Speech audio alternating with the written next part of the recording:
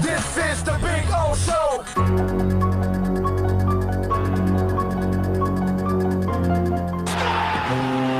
And the Avs have the 1-0 lead. Hit it with a shot. Save.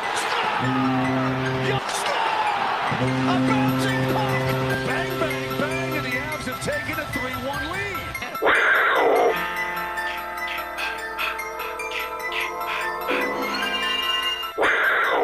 Huberdeau controls again. Ekblad up high. One more time, Huberdeau walks in. This time he buries it! Hooby-dooby-doo! We are even at 3. Alexander Barkov. Up ahead, Huberdeau trying to get a step. Huberdeau's in front. Huberdeau scores! Huberdeau scores! And the Panthers come back to take it. 4-3 in Denver. The Never Quit Cats.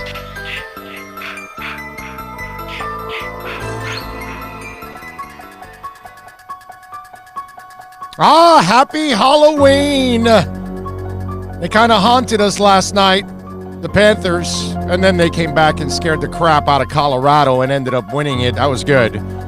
I paid the dues for staying up late last night to watch the Panthers, but it was well worth it. Welcome aboard to the program. We will carry you till probably a little after 2 o'clock or something like that. We've got all kinds of guests for you. Hal Habib is going to join us at the top of the hour to talk a little Dolphins football. We're going to hear from Coach Flores in a couple of minutes here. He just addressed the media. So we'll get that press conference for you in a few minutes. We got a bunch of things. There's so much to. This is the great part of the year, right? Because you just finished with the World Series. We've got hockey going on. We've got the Heat and the NBA going on. Fights, everything. Heat in action tonight. We got football going on. College, the NFL. So many things. And then, of course, Halloween, which today I remember 45 years ago. This is the day you'd wake up and you're scheming. All right, how am I going to handle Halloween? Where am I going to attack? Because as you're growing up, you're figuring out which are the good houses. Like back in my day, I knew the house that was going to hand out candy corn, and I knew I wasn't going there. Okay, hey, I get it. Some of you out there, you still like your candy corn. Old people, usually. They're not young people that like candy. Candy corn is not liked by young people. But there's some of you old farts out there that are either my age or older, and you actually like candy corn. Like you really want it in a big-time way, which is gross at every level. Okay, I just want you to know that. That's right next to the Marshmallow Peeps. Yeah, exactly. I mean, it just, come on, man. So that was the idea. Now, the candies that we're all looking for were the people that were handing out the mini bars. Back in my day, nobody was handing out full bars. I know that you'll be able to do that sometimes. I got to a point when my daughter was growing up that we would go to the Biltmore neighborhood. Okay? Forget my neighborhood. Why am I going to go to my neighborhood? Almost nobody's out dishing out any kind of candy. Nobody's got their houses dressed up. We don't have our house dressed up. Nothing. I don't think I've handed out a candy in my house in the last couple of years. Yeah, I don't think so. Maybe somebody's shown up once or twice, but it just... Here, go live in the Springs and spend about $70. Right. And you end up, what you do is the three of you, the three houses together, do one spot. And yeah, one night, each of us spent $70, $210 in candy because of the Springs. And now the way it is that they only go to houses that they see there's some action. Because if there's nobody home or whatever, they just keep walking. And that's what they do now. And a lot of neighborhoods a lot of people aren't even dishing out the candy anymore. It's just one of those deals. They just shut the lights. They watch television.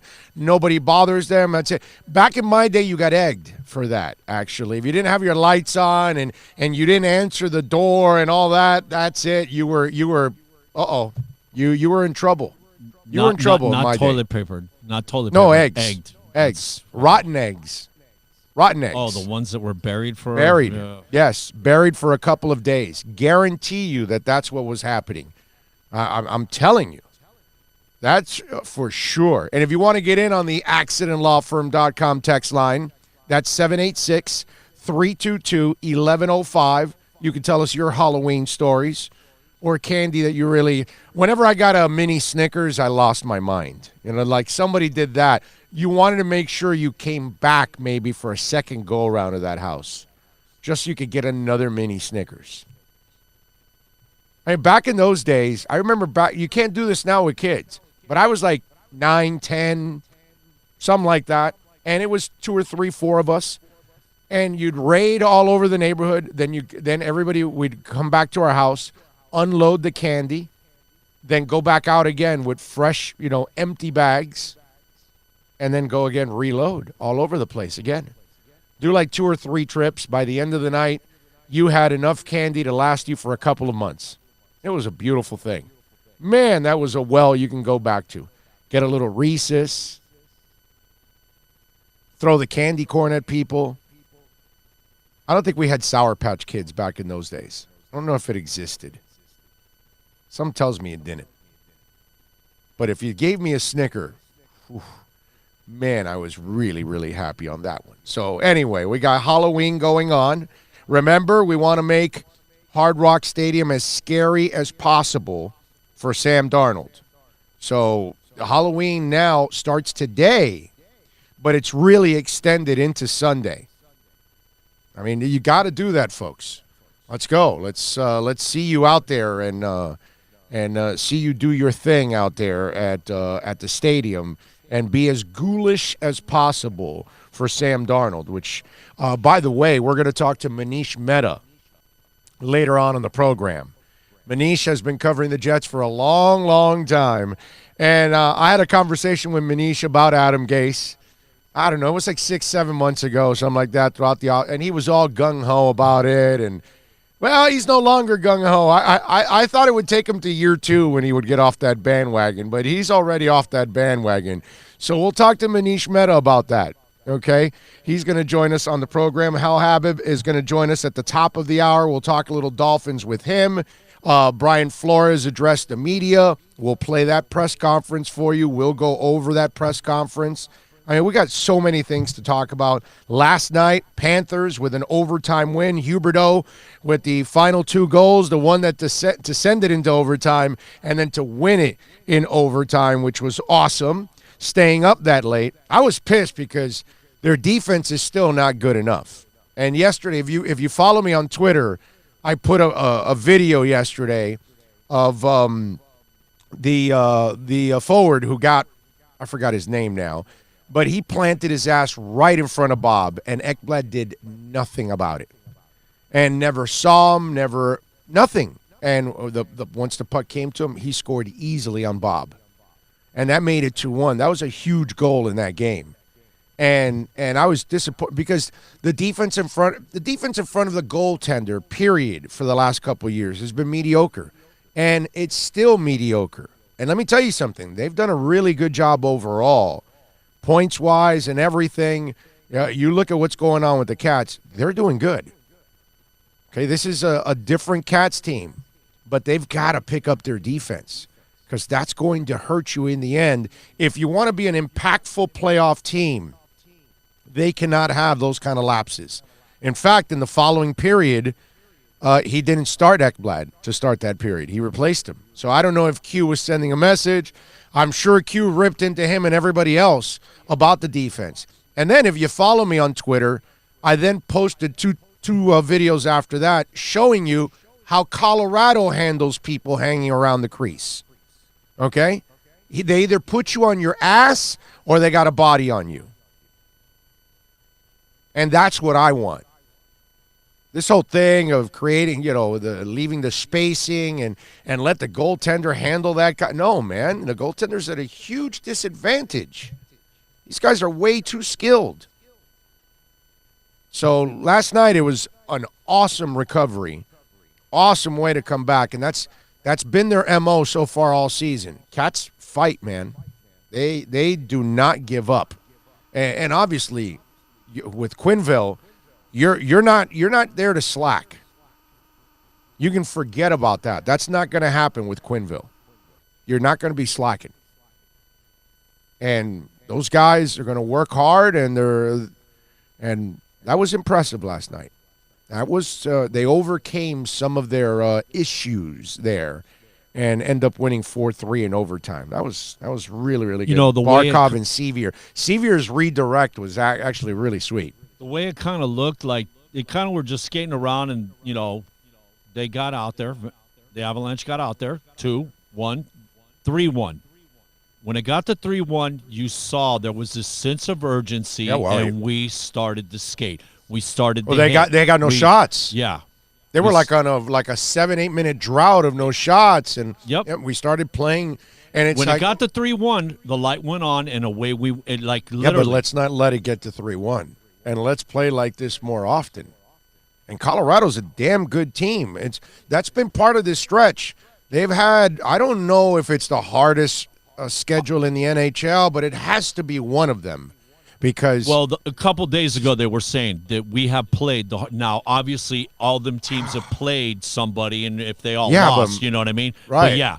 But especially being on the road when you put that into effect, the amount of distance we did, like 8,900 miles. Yeah, a bunch. Okay. Yeah, no, this along is a with brutal playing road the trip. best schedule. Yeah. Okay. What a brutal road trip. As bad, where we're getting a little upset. And like last night, we didn't start skating until we were down 3-1. Well, but that's the thing. That's the thing. You have the team now.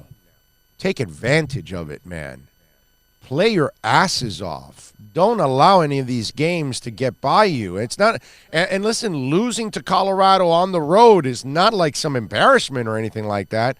But if you can beat them and you can skate with them, well, then do it from the get-go. Don't put yourself in a 3-1 hole. And do not be lackadaisical on defense. That to me is the part that bothers me the most. That was a lackadaisical approach by Aaron Ekblad. I mean, his peripheral vision clearly sucked in that play. I mean, that's your job, dude. You're a defenseman. Make sure nobody's hanging around your goalie. And if there's somebody hanging around your goalie, make them feel you. Okay? Put a stick in their back, put a shoulder into their ass. I don't care what it is. Shove them, put your body on them, make sure they don't get any kind of spacing where between you and the goalie, and then they can score easily like the guy did yesterday. I mean, that was ridiculous. He slid right in there and hung out and just waited, camped out, lit a cigar. Not a cigarette, he lit a cigar. His ash was about this long.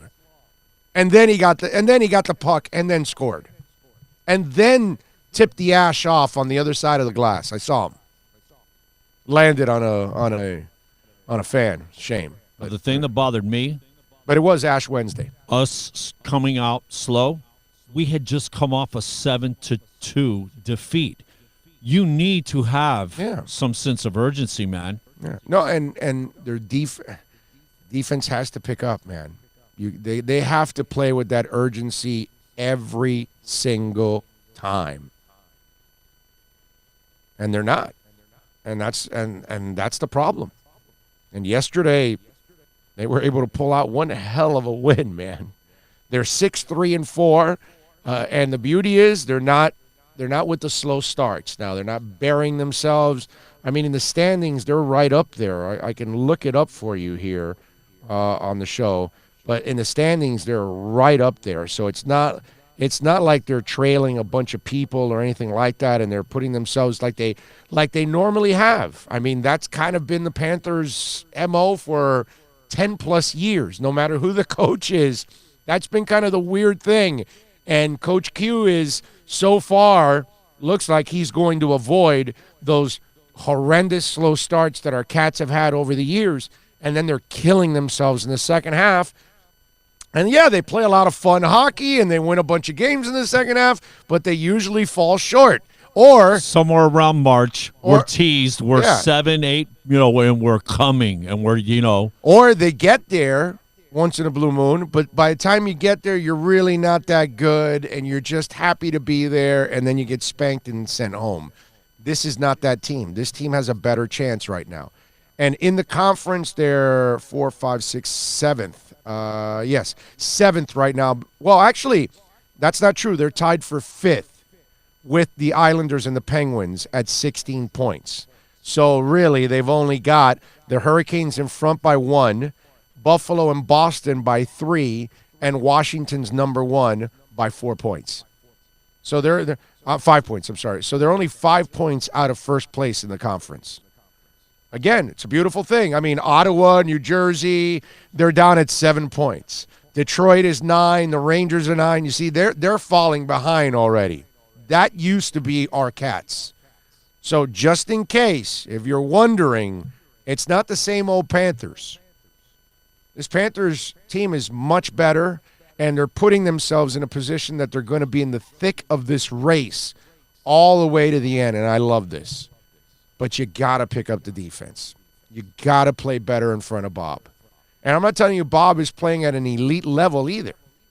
There's one goal there that he allowed yesterday that was, you could have done better yourself. You know? There was one save that was just phenomenal, dude, in the first period. Wow, that thing was awesome. Anyway, if you want to get in, 786-322-1105. If you want to get in on the program, that's 786-322-1105 on the accidentlawfirm.com text line. It's always active for you on the accidentlawfirm.com text line. And remember, you can always reach out to us anytime you want. Whenever you're listening to the podcast, please reach out to us. Or if you're listening live now, like we've got plenty of folks that are now following and watching, and it's growing every single day, and thank you so much for that. So we got the Panthers winning last night. Saturday, they're back home taking on the Red Wings, and that'll be at the BB&T Center at 7 o'clock. The Heat are back in action tonight. TNT, Miami's 3-1, and we were just talking about the Panthers, and this is not the old Panthers anymore. Well, this Miami Heat team is a team that needs to also kind of put away the ghosts of the past. Since we're in the Halloween mode and we want to scare Sam Darnold on Sunday, you got to put away the ghosts of the past too. And exactly. And this Heat team has, in the past, in the last few years, even dating back to the end of the Big Three, they have given up games that they shouldn't be giving up. Ladies and gentlemen, tonight is one of those games. The Miami Heat is better than the Atlanta Hawks with Trae Young. Without Trae Young, they should be spanking them. And I'm hoping that tonight they are not overlooking, which I don't think they will. I think this is a pretty hungry bunch overall. And it sucks. I got to tell you, it blows that Trae Young is not there. I'd rather have him there. I'd rather see him play his ass off, score 30, and the Heat still beat him. It's more satisfactory this way. But this is more disturbing because they're without Trae Young.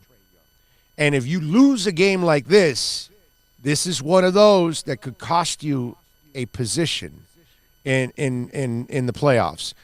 Look, the regular season in the NBA normally is pretty meaningless for elite teams. The Lakers and the Clippers and the Utah Jazz, we know two of those three are going to be in the Western Conference Finals. Wait a minute. Are you saying those 82 are just semantics? Yes, for them they are. But those two of those three, I guarantee you, are going to be in the Western Conference Finals. I mean, it's obvious. They can coast at times. I mean, last night, we'll get to it, but ESPN was pissed that they rested Kawhi Leonard. I don't know if you guys know that. But anyway, we'll get to that. But and the Clippers lost. They load management. They're already starting it, and it's smart on their part. We'll get to that. But my point is, they can coast. When we had the Big Three, there were moments that you can coast. It was frustrating, but you knew that they had it. They can go to the playoffs.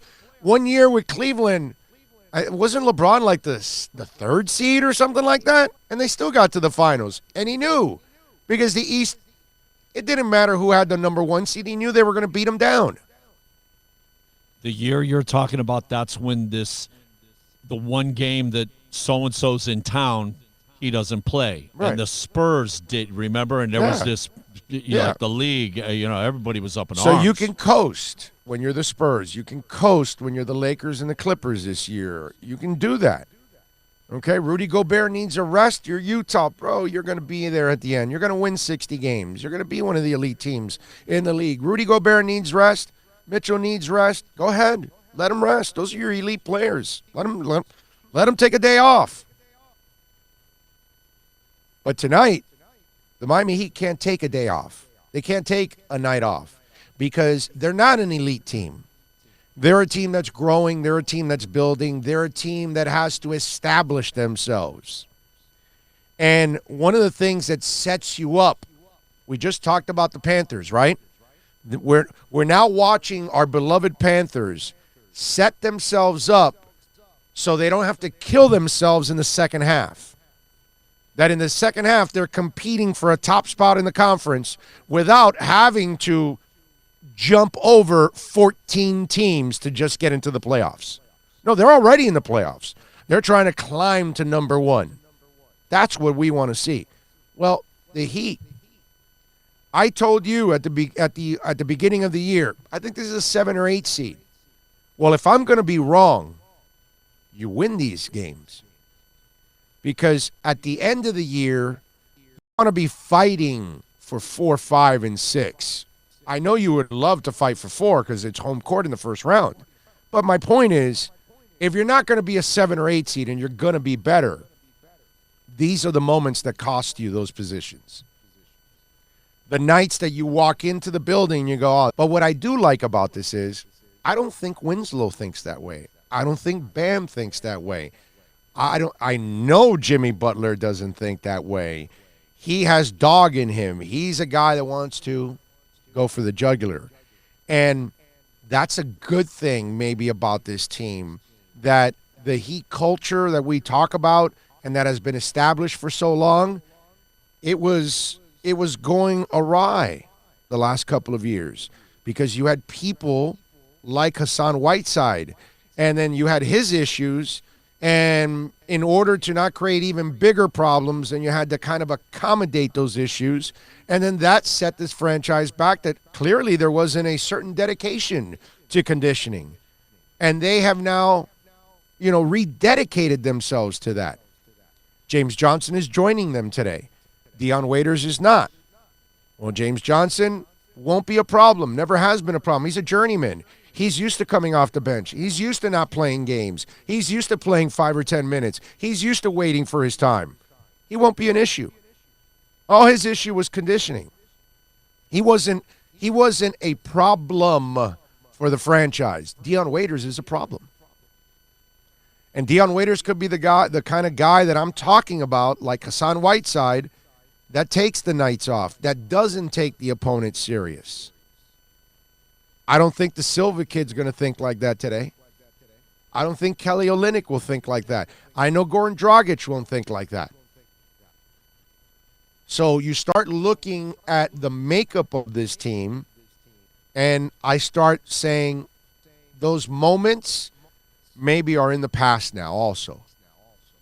As young as we are, as productive as just about every guy has been, everybody's had their moment, their game. You know what I mean? Yeah. Are they fighting for playing time, right? You got to be productive. Yeah. There is no slacking now. Well, you just heard Spo yesterday, it was 2 nights ago, a post-game, where he talked about how he benched, he had to bench one guy because he wasn't doing what they're doing. Yes. And they have to know that the time is not just going to be handed to you. You're going to have to earn your playing time. And I think there's a lot of that. And remember, Spo, over the last 5-6 years, he had to accommodate blood clots, bad contracts, disgruntled players, all kinds of things. And he has to balance all that crap. And if you listen to him, the way he said, he's like, well, no, we're doing it this way now. You are going to have to earn your way. You're going to have to do things the Heat way. We are not going to wait for other people or wait for – they're not going to deal with any of this stuff anymore. Why? Because they've weeded most of it out. Really, the only thing left is Dion. James Johnson's not a problem. Let's separate the issues here. James Johnson's a good dude, a hard worker. He didn't come in Heat shape. Remember, Heat shape. Okay? He was probably in pretty good shape. Compared to me, I'm sure he had the body of Adonis. All right? I'm sure he was chiseled and cut compared to So he moi. was ready to pull some of his black belt moves. Yes. James Johnson. And James Johnson's a good dude, a good person, a hard shots at Spoelstra. James won't be a problem. Whether he plays tonight or not, I doubt he plays tonight. There has to be a whole bunch of foul issues in order for him to play. You know what I mean? And why should he play at this moment? You don't need him. Now, you're up by 15 or 20 in the fourth quarter. I can see him playing. Get him a little playing time. Get him a little conditioning. Get him a little live game. I can see if it's a close game and there are no foul issues, I don't think James plays at all today. But you think, you know what? That won't be an issue. But you can't say that about Dion Waiters. And so that's why he's also still not joining the team. Because you have to know that that's going to be a problem. James Johnson will get it. He got his money. He got more money than he ever dreamed he would ever make in this league when the Heat was dumb enough to give him that contract. So he got his money, but he's smart. He's not going to fight the system. He's not going to fight the team. James Johnson is a guy that is going to go, you know what? I'm super appreciative of the Miami Heat. They made me the best player I have ever been in my life. I played the best basketball in the history of my career here, which, by the way, Dion Waiters should be saying the same thing. But he's not smart enough like James to actually think that. How many of those great 29 games come from us? Yeah. And so that's where you look at James, and I think he'll appreciate the situation. And I think he'll embrace the situation, and he'll be as helpful as possible, and whatever you need, coach. Problem is with Dion, that guy did this. I would have done that. Hey, coach, what are you doing? We lost tonight. You could have used me. Now, he's not thinking of maybe the 8 bricks he would have laid that night that maybe would have created a bigger deficit in that loss, whatever. But that's Dion. One guy's going to get it, James Johnson, and one guy isn't. One guy will not be an issue whatsoever, and the other guy, it's the inevitable. Because it's what he is. It's what he's been his whole career. And he's never been consistent on the court, but he's consistent off the court on being a knucklehead.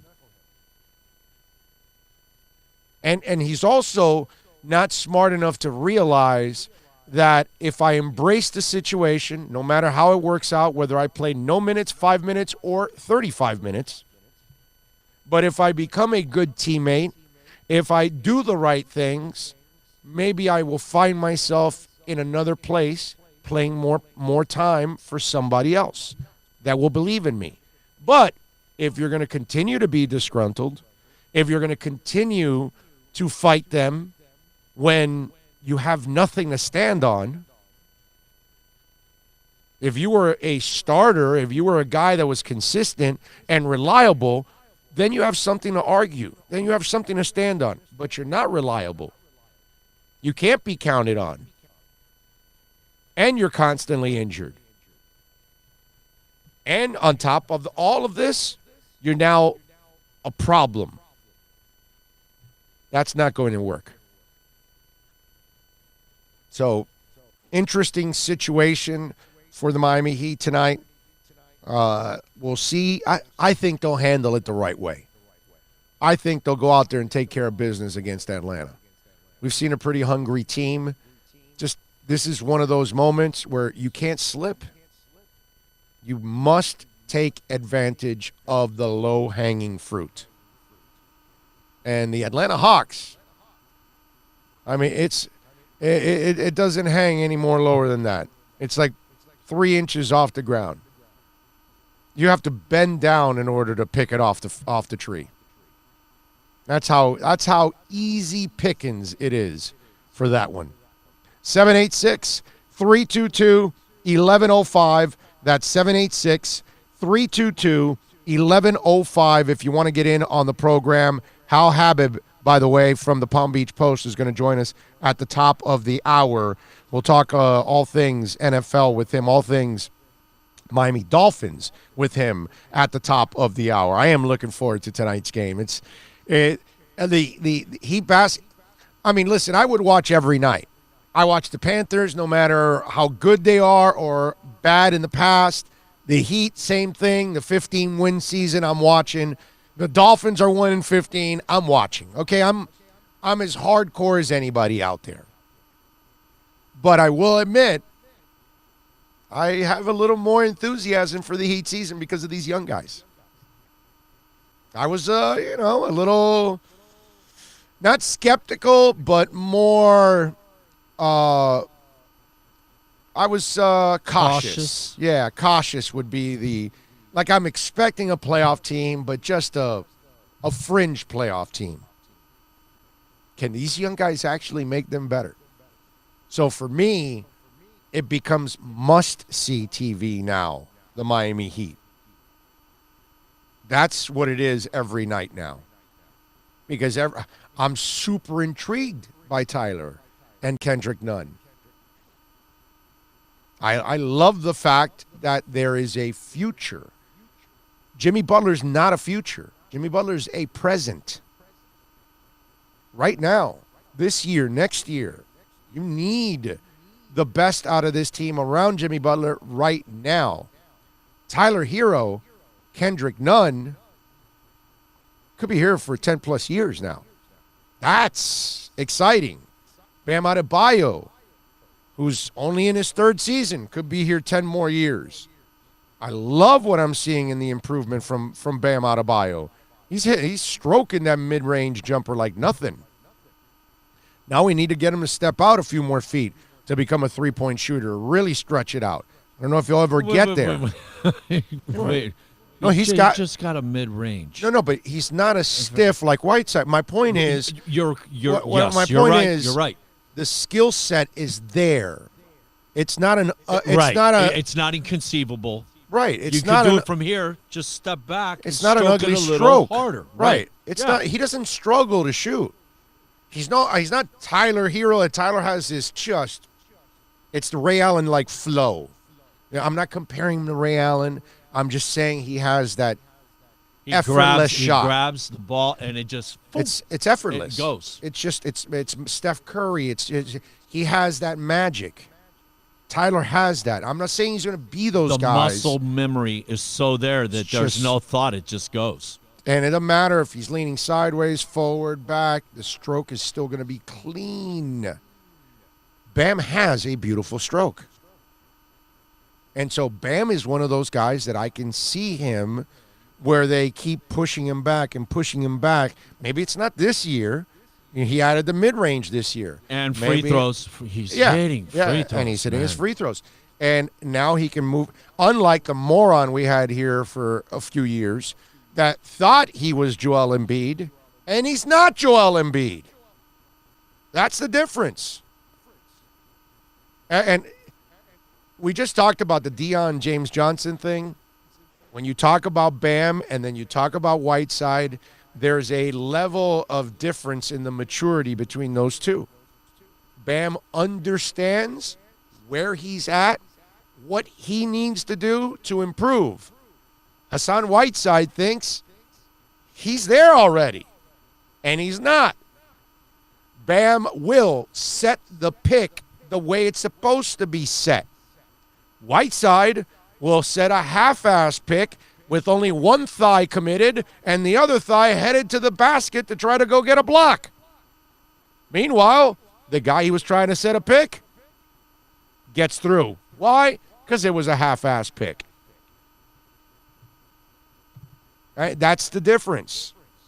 It's knowing who you are, where you stand, and having the level of maturity that you need. Bam has that.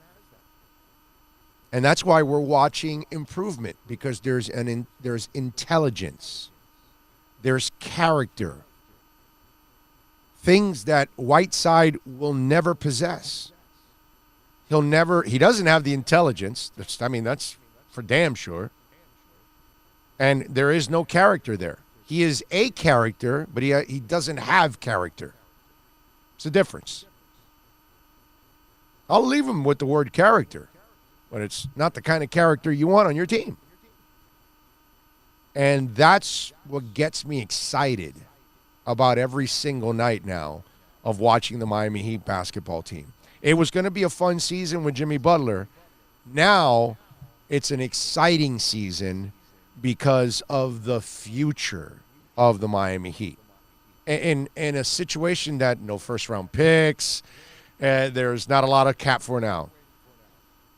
What are you going to do? Let me ask you this, though, because we talked about Butler having to do more because of, the players around him, okay?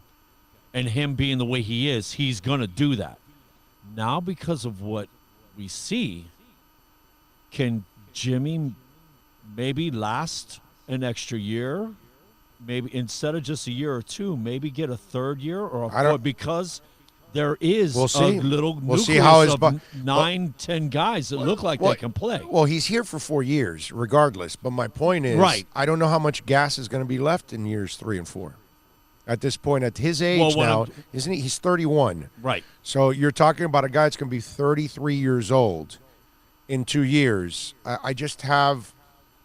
He has to take. Well, you understand my point, though. Like, we didn't expect these guys to be doing what they're doing, so Jimmy doesn't have to. But Tyler or Kendrick or Bam are going to have to turn into something equal to Jimmy or better than Jimmy, because then Jimmy takes a step back and he can be a really good complementary player. But he's not. He doesn't need to be the forefront. The anchor. This is right. That's the only way it works in years 3 and 4, I believe. Look, man, we're spitballing here. Maybe physically he's a freak, and he has great energy at years 3 and 4, and his knees and everything. This crazy guy showing up at practice at 3-4 in the morning. Okay. Yeah, that's great, and that's terrible. It is. Because you're putting more wear and tear on your body as you practice hard on that hard wood.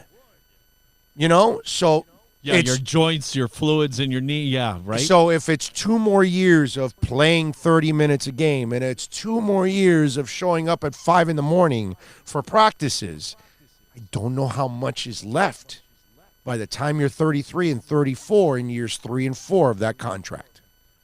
I'm just being realistic about Jimmy. That's all. I'm just being realistic. It's not something that it's hard.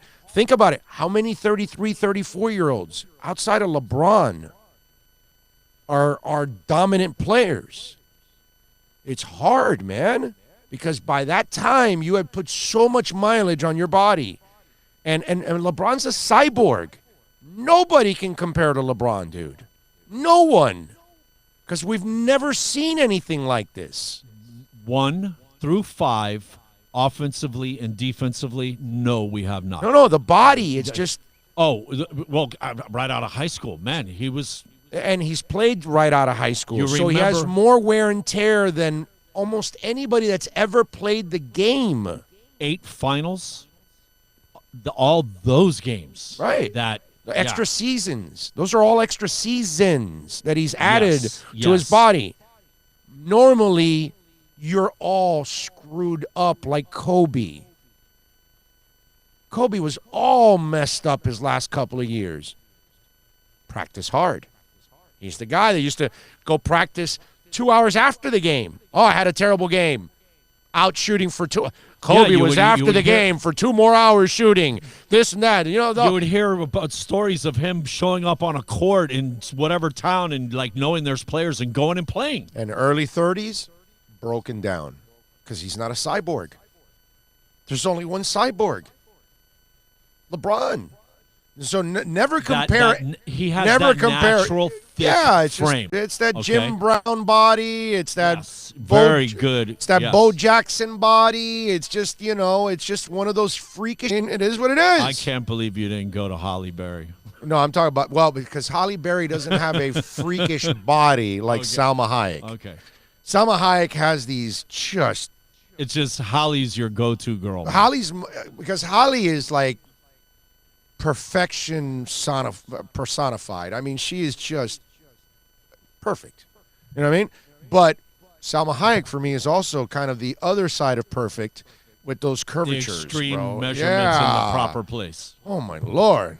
God, boom, boom. It's just and beautiful too on top. Her IG account.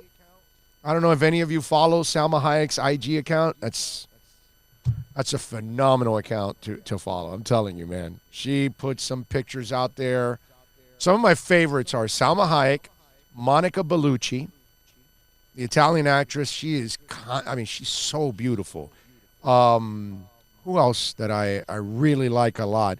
Oh, Susanna Hoffs from the Bengals. Yeah. She's constantly putting out pictures, and she looks phenomenal. She's like my favorite type of girl because she doesn't use makeup. And so she has that all-natural look, and she is beautiful without makeup. Even to this day, man. And she's in her, I think she's 55 or something. Yeah, she's a little older than us. Yeah, she's just a little bit older, but she looks phenomenal, dude. She puts out some pictures. Those are some of the IG accounts that I would tell you to. Those eyes with that little cutie smile she does, man. What? Yep. All right, let's start off Chapter 2, baby. Hour 2 of the program. If you want to get in on the accidentlawfirm.com, we talk a little Miami Dolphins right here on the program. Plus tax, tech title. It includes $8.99 dealer fee on approved credit offers and 11/10/19. Over 1,500 Toyotas are on the ground, and truckloads of new 2020 Toyotas just keep on coming. To eliminate all 2019 models, Toyota of Hollywood is holding the ultimate 2019 model year changeover event. Make us an offer, any offer, and you can buy a Toyota at up to 50% less than their original MSRP when new and used. 50% less. A pre-owned 2019 RAV4, not $30,000, $19,775. A pre-owned 2019 Camry LE, not $26,000, $17,775. A pre-owned 2019 Corolla LE, not $22,000, $12,775. Pay up to 50% less at Toyota of Hollywood, the #1 volume Toyota dealer, based on total retail sales of new Toyotas in the Southeast region for 2014 to 2018 per SET, on 441 between Hollywood Boulevard and Sheridan Street. Open till midnight.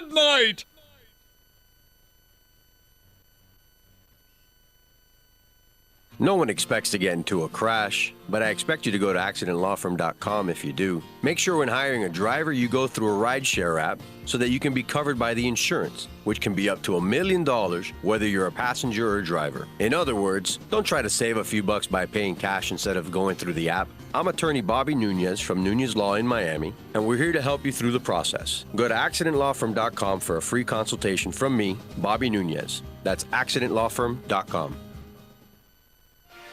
Thinking about buying or refinancing a home? Act now. Home values are ticking up. Don't put off making a move any longer. Call Michael Kodsey now at Choice Mortgage Bank, 561-441-2730, while mortgage interest rates are still at historical lows. Call now to get pre-approved and buy your dream home. If you're currently paying over $800 a month for rent, call 561-441-2730 now before interest rates go up. Down payments as low as 3.5%. Veterans may qualify for no money down. If you own a home, but you're upside down, Michael Kodsey can help. If you're being denied by your bank or your loan process is taking too long, call 561-441-2730. Act now while fixed rates are still under 3.5%. Offices in Boca and Boynton Beach. Rates and terms subject to change daily without notice. Equal housing lender. NMLS 122081.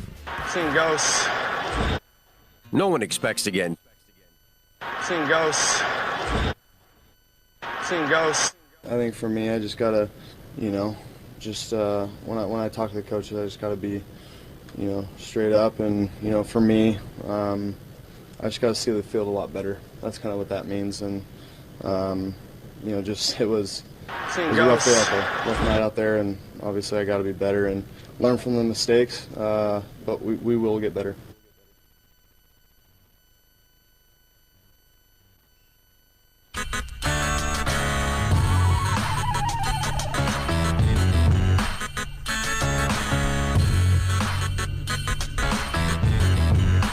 This is the Big O Show. This is the Big O Show. Hour number 2, baby. This is the Big O Show. We're going to get in contact now with Hal Habit from the Palm Beach Post covering the Miami Dolphins. Hal has been in the business for a long, long time, been at the Palm Beach Post easily 20-plus years. He's been at the Palm Beach Post covering everything. He's been on the Dolphins beat. He's on the Dolphins beat, so we'll have a little fun with Hal, and we'll get his thoughts on everything going on in Dolphin land. We'll get his opinions on what's going on with the Miami Dolphins. We'll also, after Hal, we'll also replay the press conference with Brian Flores. So we'll let you hear that one, too, coming up with Brian Flores in just a few. But Hal has been at Dolphins camp covering the Miami Dolphins. You can follow him on Twitter at Gunner Hal. Hal, how you doing, my brother? I'm doing all right, Big O. How are things over there? Everything is great, my friend. The show is growing every single day. We've gotten amazing responses, so it's been a beautiful thing, this new venture. And it's an on-demand world, you know what I'm saying? So we do the show live, but the downloads have been just incredible, man. We're going to be pacing for more than 1 million in our first year. So obviously we're getting a really, really good response overall. You know what I mean? Excellent. I'm happy to hear that for you. Well, it helps that the local stations, all they're doing is eliminating sports talk. So that's actually a good thing. You know what I mean? So as long as they do that, then all they've done is kind of help us along the way. And I think people have noticed that, okay, well, if I want to get, hardcore sports talk, I'm going to have to come to this show. And hear people like yourself covering the Miami Dolphins.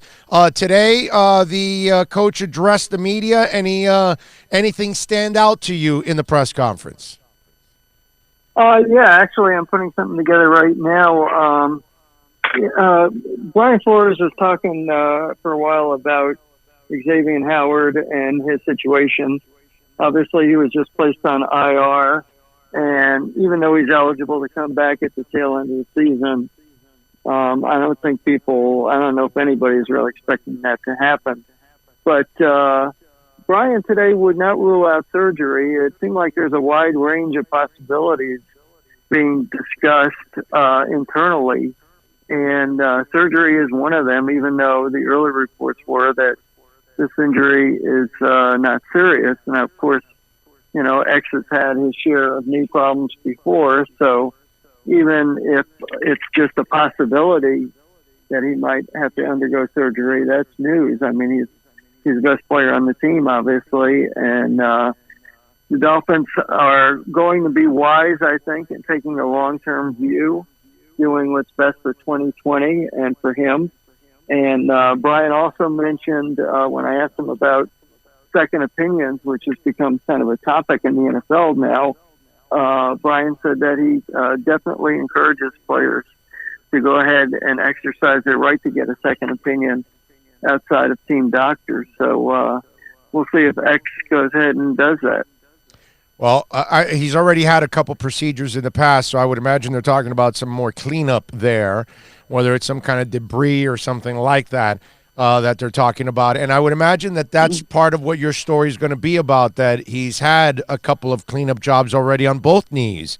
So it's one of those things that's become a little bit habitual. Yeah, and the last thing you want is a chronic thing because, if he ever has something, that's really serious, then, I think each time you go through something like that, it probably becomes a little bit harder and harder. And, one thing I learned over the years is that in the case of ACLs, which is not what we're talking about right here, but in general, when you have a player who tears his ACL, a lot of times you hear that he had surgery for the ACL to be repaired. Well, it's physically impossible to repair an ACL. All they do is, patch him up. So how are you with the rebuild tank? How are you looking at this whole thing? Man, it's the weirdest season. I mean, they win a game, they lose a game. It's like, I don't want to say it doesn't matter, because it kind of does, but it's just a very strange year where, the fact of the matter is a huge percentage of the guys that we see on Sunday against the Jets are not going to be Miami Dolphins next year. So, normally we're wrapped up in matchups and are they going to win? Are they going to lose? And all these strategic things, X's and O's. And this year it hasn't been about that at all. It's been about Tua. So, we'll see. I'm on the fence right now. I might, for the first time this year, actually pick the Dolphins to beat the Jets. I'm just wavering. It's kind of a gut feeling. Really? Wow. Well, is that solely on coaching? Because, one has a terrible coach, and then this one, even though Flores' decision last week on 3rd and 20 sucked, overall, I think he's done a phenomenal job of coaching this team. I really do. They have improved. They're more competitive now. I know Steve Young doesn't know that, but they actually are more competitive. But it's just, I would imagine you're picking them because of coaching. Is that it? Well, I said watching that second half of the Buffalo game up there, I was more and more impressed as things went on, even though the Dolphins lost that game. I'm just looking at the names on the back of the jerseys, and I'm saying to myself, Brian Flores actually has given these guys a shot at beating a team that's lost only one game, and they're in the Bills' own house. And to even be competitive against Buffalo in that situation, I think that says an awful lot for Flores. Now, having said that, there have been a couple of times that I've disagreed with some things he's done, which is probably natural. And the example you just brought up is one of the biggest. I mean, 3rd and 20, you have a hell of a lot more to lose than you have to gain in that situation. I think there are times that you call for a cover zero blitz, and that was absolutely not one of them. Yeah, no, definitely. Well, I was talking about this, Hal. It was a terrible call, but you're in the heat of the moment. You're having success. Mm-hmm. You've pressured the kid. He's thrown some bad passes. He's even thrown an interception. So you kind of think you can get to him. You get kind of cocky. And I think that's what happened at that moment, because you're in the heat of the moment and you think you're going to be able to fluster him. Do you have the secondary to call that play? No. Should you have done that? No. But at that moment, at that second, he felt he had an edge. He thought he could force him into some kind of mistake and really make the game lopsided. It obviously backfired on him, and it killed the momentum of the game. Not that they would have really won that game any way, shape, or form, because offensively they never scored again. So that was the end of their. I don't think they were going to shut down Pittsburgh in the second half either way. I think Pittsburgh would have come back, but at that moment, there's a part of me that understands why he had the aggressive nature. Yeah, but you also have to keep in mind the Steelers' offensive line is a very smart offensive line, one of the better lines in the league. So for them to pick up a blitz the way they did, is that surprising? Not really. No. I just don't see what's wrong with going in at half, up 14-3. They were playing, I think, with more confidence than they had all year, really. And they were making plays out there. And, on top of that, I don't get why the defensive backs were playing as far off as they were on that play. I also, X was in man coverage on Johnson, and that's kind of curious too, because if you're going to take an all-out gamble like that, don't you want X on their best receiver? On Juju. On Juju, exactly. Yeah. And I was thinking, well, if that ball had gone to Juju and he had scored from 45 yards out, then everybody, would have said, well, why in the world wasn't X covering Juju? On top of why did they blitz? So I think that part of it kind of got overlooked, but there were so many facets to that call that didn't make a whole lot of sense to me. How are you with all of this? Do you think the Dolphins are doing the right thing? The big picture question here. I think it's a shame that they are in this position to begin with, because good teams regenerate themselves without having to strip things down the way they are. And I'm not just talking about the Patriots, because that's the one everybody looks at first. Yeah, but that's a complete outlier. Nobody can be measured ever to the Patriots. It's just impossible. Right, but look at all the other teams that year in, year out are either in the playoffs or right there in the playoff race.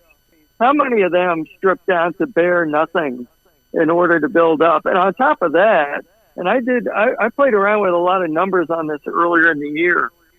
The teams that wind up stripping down and getting the number one overall pick and losing by big margins and losing double-digit games and all, those teams, maybe they have a lot of draft capital like Miami does to rebuild in the following year. But if you're thinking it's going to be a 500 team or above next year and a contender the year after that, it ain't happening. You don't rebuild that quickly. Yeah, teams go from worst to first, but a lot of times those last place teams, have something to work with, and they've won maybe 4 or 5 games and still wound up in a tough division. The only thing is nobody's done this. Nobody has systematically torn it down. What they were incompetent and they sucked for a couple of years, and they were getting high picks. But it wasn't really a systematic breakdown of the team. And the only thing I would counter with you is where they were at in cap hell, tied to a whole bunch of players that older players, and they didn't have a lot of draft capital. How do you get better at that point? You don't have your quarterback either. So to me, I think what Chris Grier did was genius, because I think by tearing it down this way, this is your fastest way of turning it around, because you took that overall cap hit for the dead cap money all at once.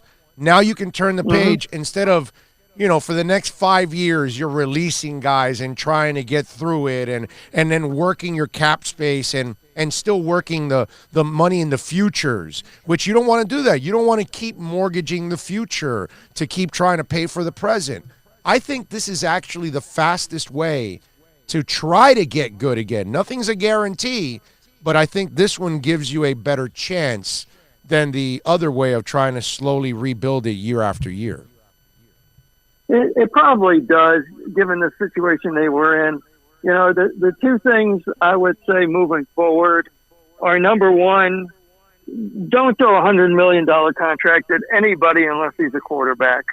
And obviously I'm referring to the Ndamukong Suh deal, because you don't want to blow up your salary cap that way unless it's for a franchise QB. And secondly, and this still sticks to the quarterback theme talking about, but take more than one shot at a quarterback.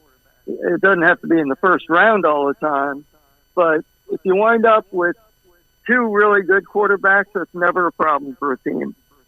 Trade one of them away if that's the case. But, take as many shots as you need to take. Just make damn sure you get that franchise quarterback, because this team is going nowhere until it has that man. I agree with you, and I think that's why they did the Rosen move this past offseason, and I think they'll do another quarterback move again this offseason. So let me ask you about Rosen, because I wasn't convinced that they were done with Rosen. And then now, obviously, it looks like they're done with Rosen. But I'm actually still not convinced they're done with Rosen. I think there's a part of them sitting back there going, we can't really figure this kid out right now. He's got no line. He's, under duress the entire time. He's just learning how to call out the Mike linebacker, much less figure out defenses at this level, and we're making him do it under the worst conditions. Let's put his ass on ice. Let's put Ryan back in there for the rest of the year. Maybe we'll get Rosen a little playing time towards the end. In the offseason, we'll buy a lineman or two. We'll draft a couple. We'll build up that line. We'll draft a kid. Now, Rosen will come into his second year in the offense. The kid will come in as a draft pick. We'll open up the competition between both. They will both have a better set of players around them after the draft and free agency. Now we can have a better assessment of both players, the rookie and Rosen. What do you think about that? Well, the first thing I'll say is they have to have a much better offensive line because the guy they draft in the first round at QB, you don't want to get him killed. You don't want, a situation like Carr in Houston where he gets sacked 70 times his rookie year and his confidence is shot forever. But regarding Rosen, my gut tells me that they are done with him. And I just don't think that he's a Flores kind of guy. And I think the turning point was that day a couple of weeks ago when Brian said that they have enough information to evaluate Rosen. Well, I mean, if they're going by what they've seen of him so far, and they're almost complete, if you want to call it that, in their evaluation, it doesn't say much for what they've seen. And, as I kind of size up the two guys they have now, we've seen a few times when Ryan Fitzpatrick has run, on the warm side. I won't say hot, but, he's made some plays. He's made some things happen. And, sorry to say, but we haven't seen Josh Rosen even run warm. We haven't seen that spark at all. And so, you put it all together, and I think that's why Fitz is the guy and may well be the guy for the better part of the rest of this year, if not the entire part of it. Follow him on Twitter at Gunnar Hal, and you can catch his work there at the Palm Beach Post. Hal, you look at the trade for Aqib Talib. These are things that we've never seen a Dolphin front office do, whether it's splitting a second-round pick into two picks and making it a quarterback, or the craftiness of trading Tannehill and Quinn and now Talib to acquire extra picks. They are doing everything they can to acquire as much draft capital. How do you feel about all of that? I love that because, the wisest GMs out there make mistakes. And, what's the best batting average you can have in a draft? It's still not a great number. You're going to whiff on an awful lot of guys. And so you hit on 3 of 7. You hit on 3 of 7, right. And you're awesome. You're awesome if you hit on 3 of 7. Yeah, no, you're right. Yeah, I mean, how many guys have been drafted? Either first overall or even in the top 3, where everybody is convinced, oh, he's a can't miss prospect, and guess what? He missed. Yeah. So I really like the idea of having quantity in addition to quality, and obviously that's the final piece of this whole puzzle. Is it's one thing to have all these picks; it's another thing to do the wise thing with them, and this is really going to be a huge test for Chris Grier and the scouting staff, I think. No doubt. What are you doing this weekend on Sunday? Are you going to go dressed as a ghost to cover the Jets? Well, I would strongly doubt that the Dolphins are going to go the route of playing the Ghostbusters theme over the PA, which I'm told the Jets heard last weekend. Yes. No. How about this? No, they had the Jags mascot. They helicoptered him in, and he was wearing a ghost costume. Actually, whatever the Jags mascot is, he was actually draped as a ghost, dude, coming into the game. They dropped him off in midfield. Seeing ghosts. There you go. So he was literally seeing a mascot dressed as a ghost. It's awesome.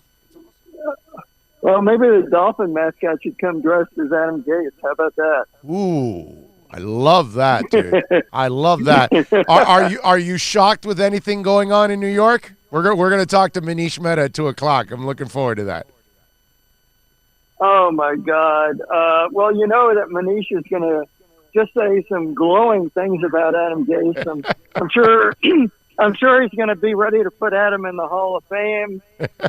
Compare him. Why don't you ask Manish to compare Adam to Bill Belichick? Right. Which coach is better? Right. Yeah. Man, he's been brutal when it comes to Gase.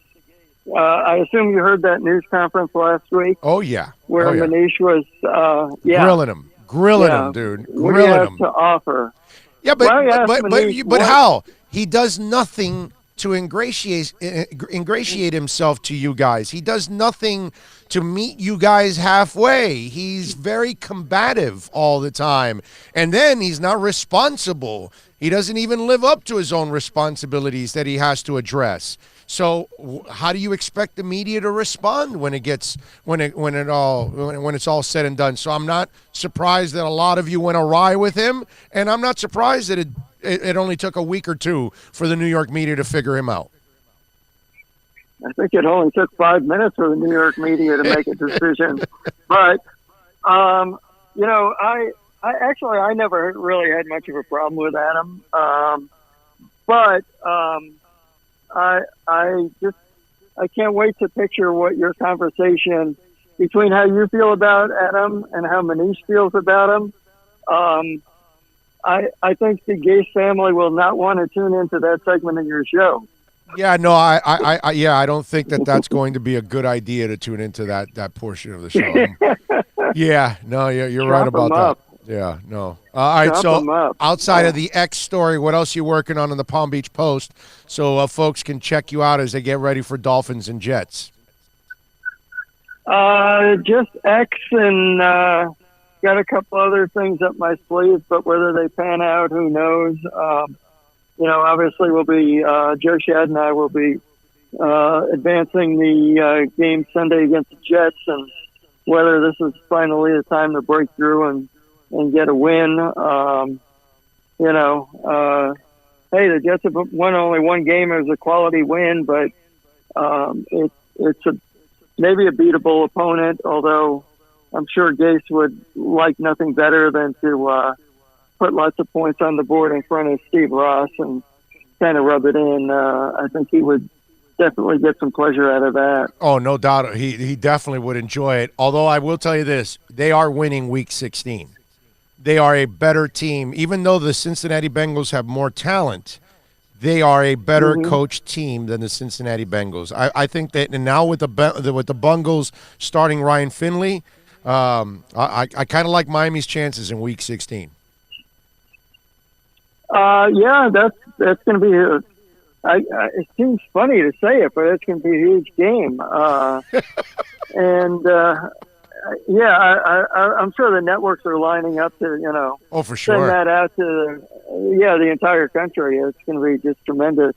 But it probably will set some kind of record for, the deepest into the season with the fewest combined wins between the two teams.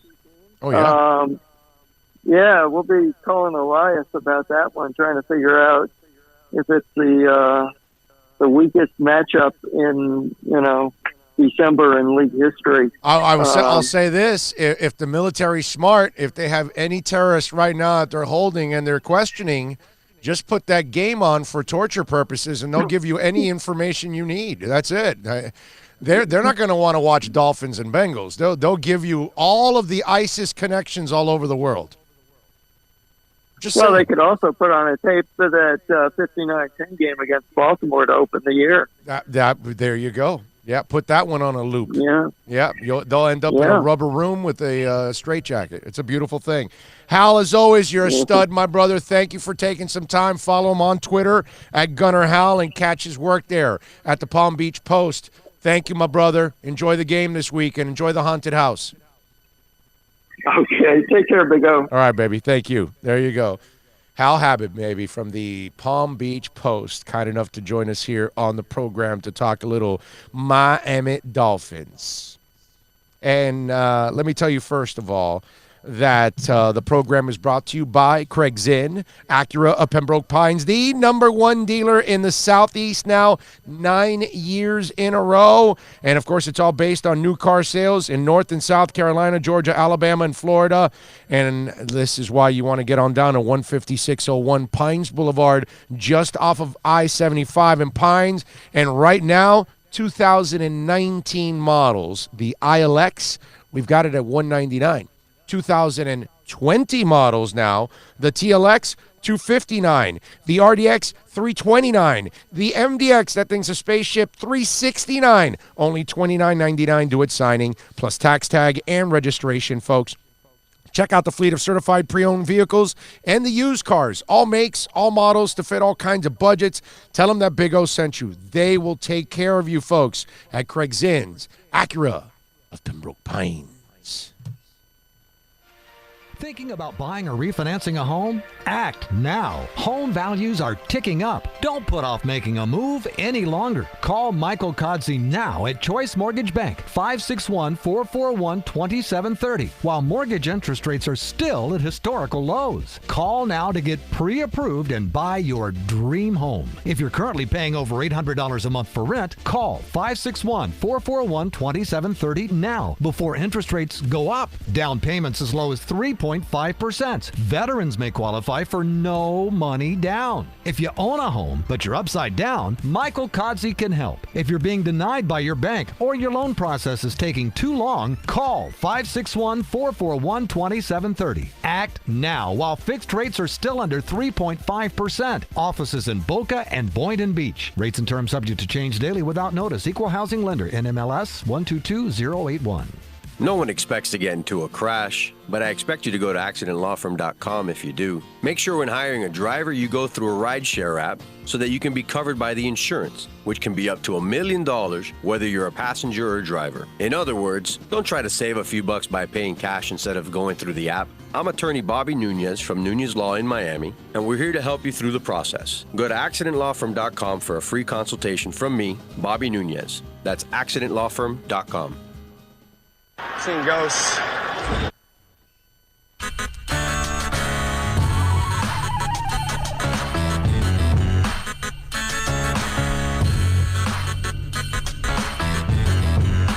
This is the Big O Show. All right. This is the Big O Show.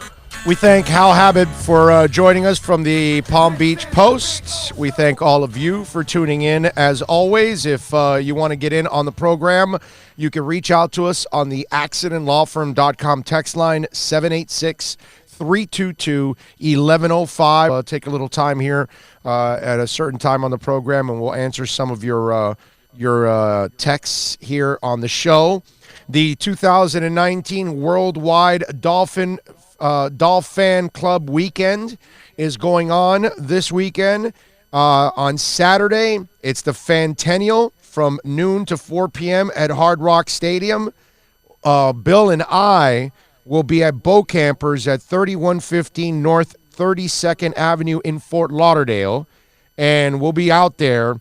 And Bow Campers is hosting the Worldwide Dolphin Clubs from 6:30 p.m. to 10 p.m. in Fort Lauderdale.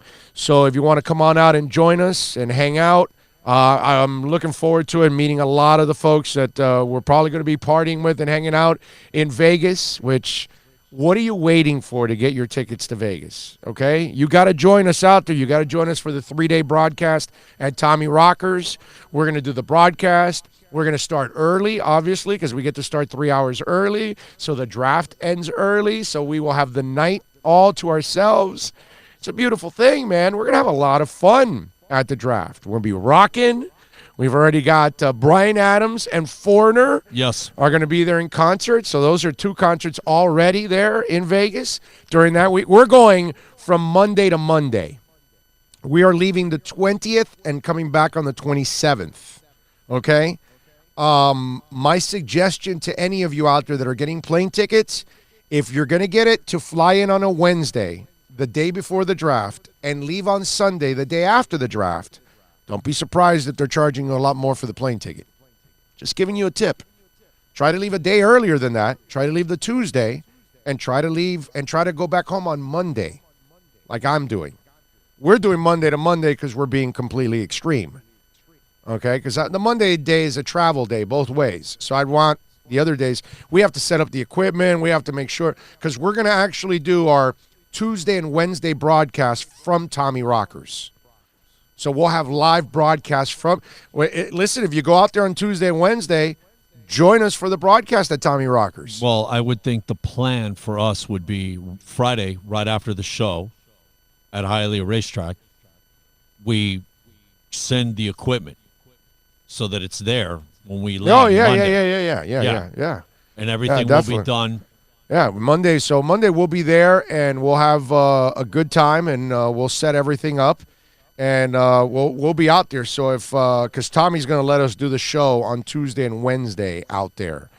So if you're out there early, I'm just telling you when you check the plane flights, they know that people are going to go on a Wednesday and on a Sunday because they're going to go for the 3 days. So they'll fly in the day before and they'll fly out the day after. Imagine how that's going to be a nut house. So try to get it the day before that and the day after that. And remember, on our Twitter page, it's pinned at the top. We have the link where you can reach out to Mark NorCal, and he is putting together. We have a hotel already too. We have a Marriott that we have a bunch of rooms. So if you want to get a group rate with us, so you can get a better rate, you can do that also. And then you're going to be with us in the same hotel. So that's pretty cool. We'll all be hanging out together. So it'll be a lot of fun. I can't wait for this Vegas weekend. This is going to be this Vegas week for the draft. That's going to be Dolphin heaven for us. I mean, they're up to 14 picks now. They're going to have more too when it's all said and done. And this Saturday should be a little test. Yeah, this Saturday will be fun. No, well, this will be a little test of what's a little taste, actually, of what's to come, because there's going to be a lot of people there, but we'll have more in Vegas. I mean, oh yeah, this is our Super Bowl, is Vegas, and Dolphins are going to own Vegas those days. They got more picks than anybody else. They got so many high picks. They're going to be the centerpiece of the draft. They're going to be talking about our team all the time. It's going to be cool. It's going to be this is what I love about all of this, right? Because we've got all these idiots across the country all over the Dolphins.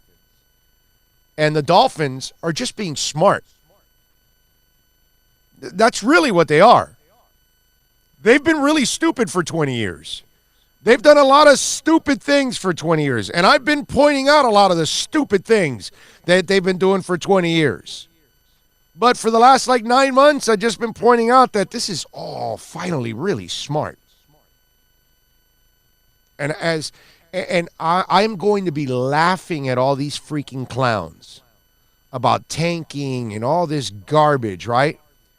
And when Greer and the guys turn this thing around in a couple of years, and they make a bunch of good picks, and they're going to make some good picks, I have all the faith in the world that this is going to work out now. That we're the ones that are going to be laughing, because we're going to see people try to copy. We're going to see teams. You're already seeing some teams like, hey, you saw it. We need to do what the Dolphins did. The Jets, whatever, they're all copying the Dolphins right away. There's never been that many trades like there has been this year. And that's because Miami's been the top trader. And don't be, while some of these media members are completely lost with all of this, and again, remember what I've been telling you for a while, it's an easy, lazy take to slam the so-called tanking. because it's convenient. There are executives all over the NFL going, hey, those sons of bitches over there in Miami are getting a huge advantage over us. I'm telling you they're saying that because the teams that are down in the dumps, i.e. Jets, all that stuff, they're noticing that. And they're going, wait a minute, hold on a second. These guys are getting way too much draft capital. You're going to watch. I told you already, they're not going to draft all these picks. They're going to maneuver some of those into the 2021 draft. And so on and so forth. That's what they're going to. They're not going to draft all 14. They're not. You'll see. They'll roll some of those over, maybe into 2021 and 2022. Well, it's like you said. If you're smart, you kind of have to. Yeah, you have because to. when all those contracts come up, right, you got to kind of spread it out a little bit. Right. And folks, the fishnet approach is what counts. You keep collecting draft capital. And the more players you draft, the more players you're going to hit. Because you're not going to hit on all of them. But the average team has 7. And if you only hit on 2 or 3, okay, now if you got 14, and let's say you draft 11 or 12 of them, and you hit on 6, then you've hit on an entire draft almost. You're way ahead of everybody else. That's what this is all about. I'm going to be laughing with you guys. We're going to be talking about this over the next couple of years. And when the Dolphins turn this thing around, people are going to say, they were actually really smart and they had a lot of foresight in what they're doing. And this is why the Dolphins have turned things around. This is why now they're a better franchise. And you know what? We need to steal a page from them. I guarantee you it's going to happen. We're going to become trendsetters? Guaranteed. Trendsetters here in the NFL. I can bet you anything you want. There'll be other teams that are going to try it. No doubt about it. Hey, how creative is it? You end up picking up Aqib Talib's contract. You get a 5th rounder, right? You end up giving Quinn a $1.1 million bonus to move him over to Dallas, okay? And you get a 6th rounder in return. Tannehill, you want to get rid of him, right? You don't want to pay that salary. Well, you give him a $5 million bonus, and you move him for a 4th rounder. So now you picked up 3 third-day draft picks for whatever, $10 million. I saw that in Barry Jackson's article that it was $10 million. And, well, then that's a smart way of using your draft capital and your cap space. It's creative as hell. We turned Tannehill into a 4th rounder. Right. How? By being creative. Well, yeah. Like, if that right there doesn't tell you, this is amazing. I mean, the GM turns a 2nd rounder into 2 second rounders so he could take a shot at a quarterback. That's all I've ever wanted is a GM that just goes and takes quarterbacks all the time until you find one. Our team never takes quarterbacks. They would keep the same one around that was never going to get it done for 7 years. That's the kind of team we used to have. You see that from Chris Greer? No. All the things he's doing, none of the GMs of the past have ever done this. He signs Bobby McCain early, the guys here would lose people.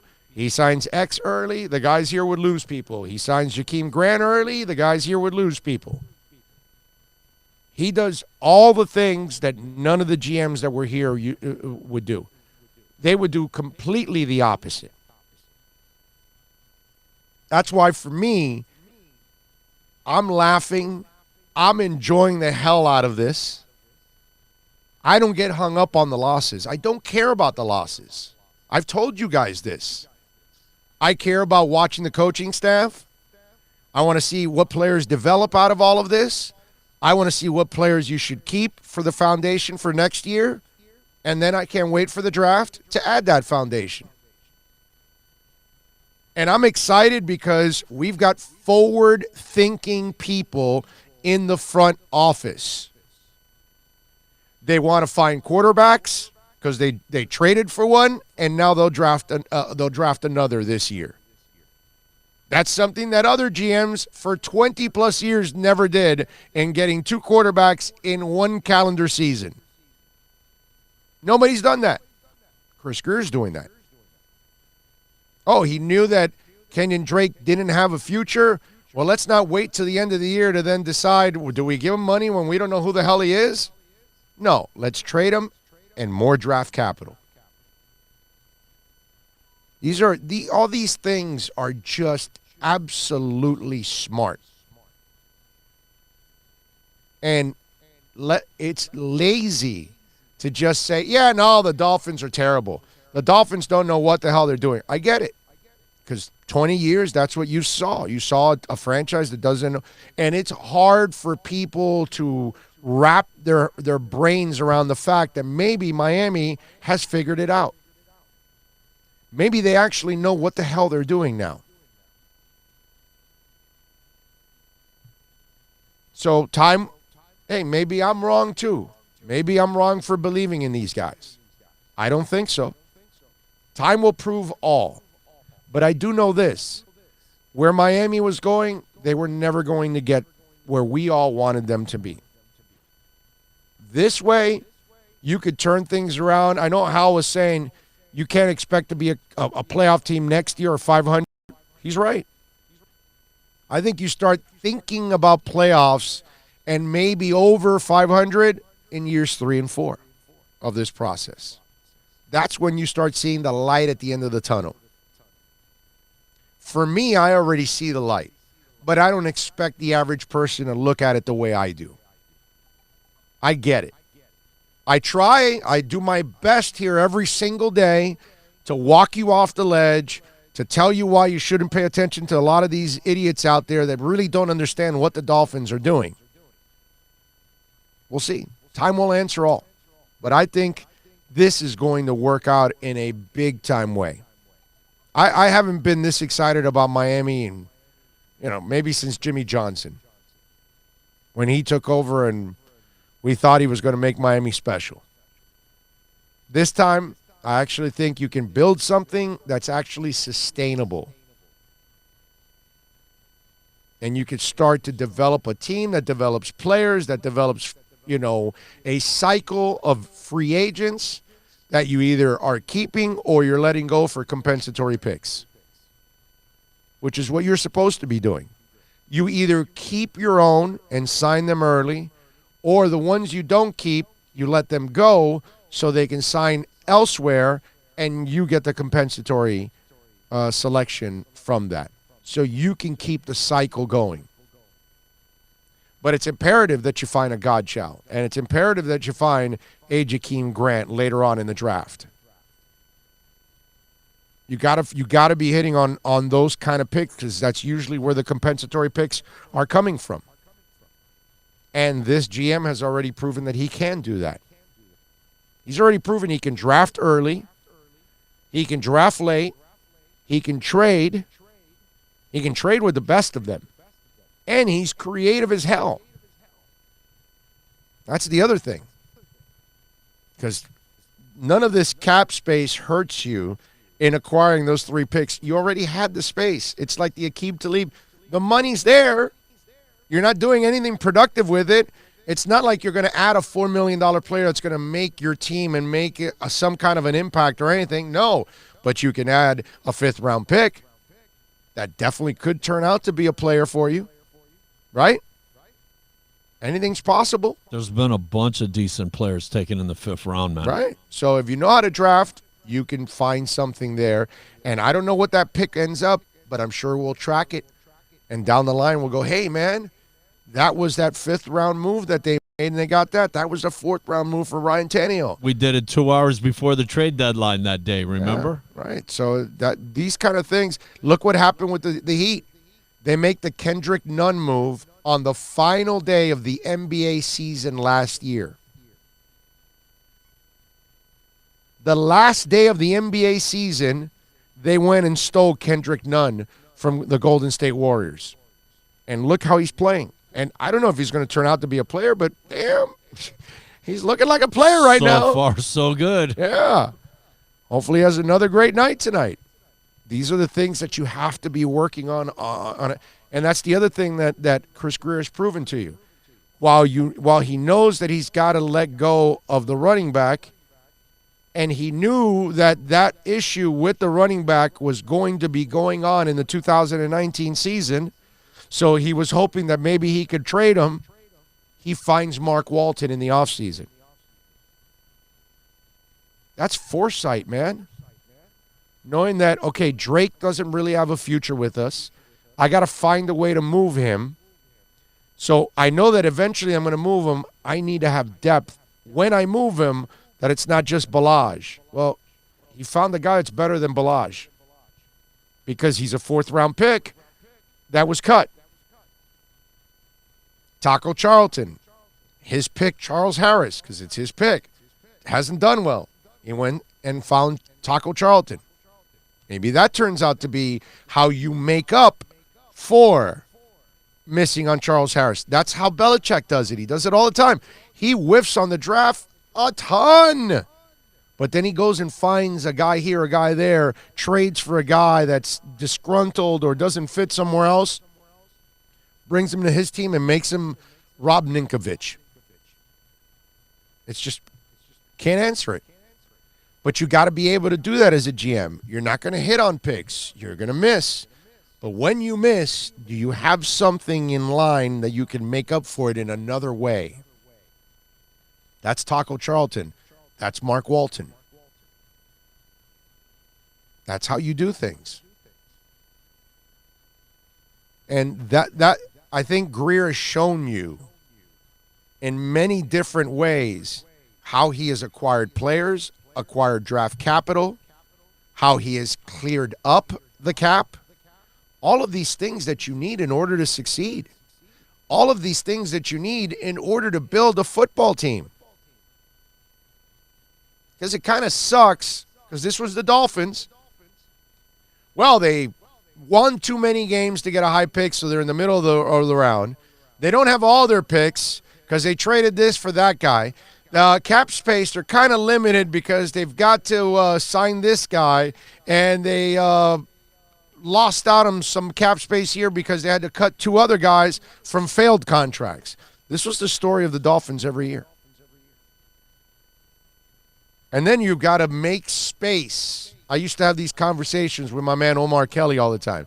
He was like, it doesn't matter. You can make space next year. No, dude, of course you can. But it creates problems for you because that's space you don't have in the future. And then how do you get that space? By mortgaging more in the future. And then it just becomes a credit card.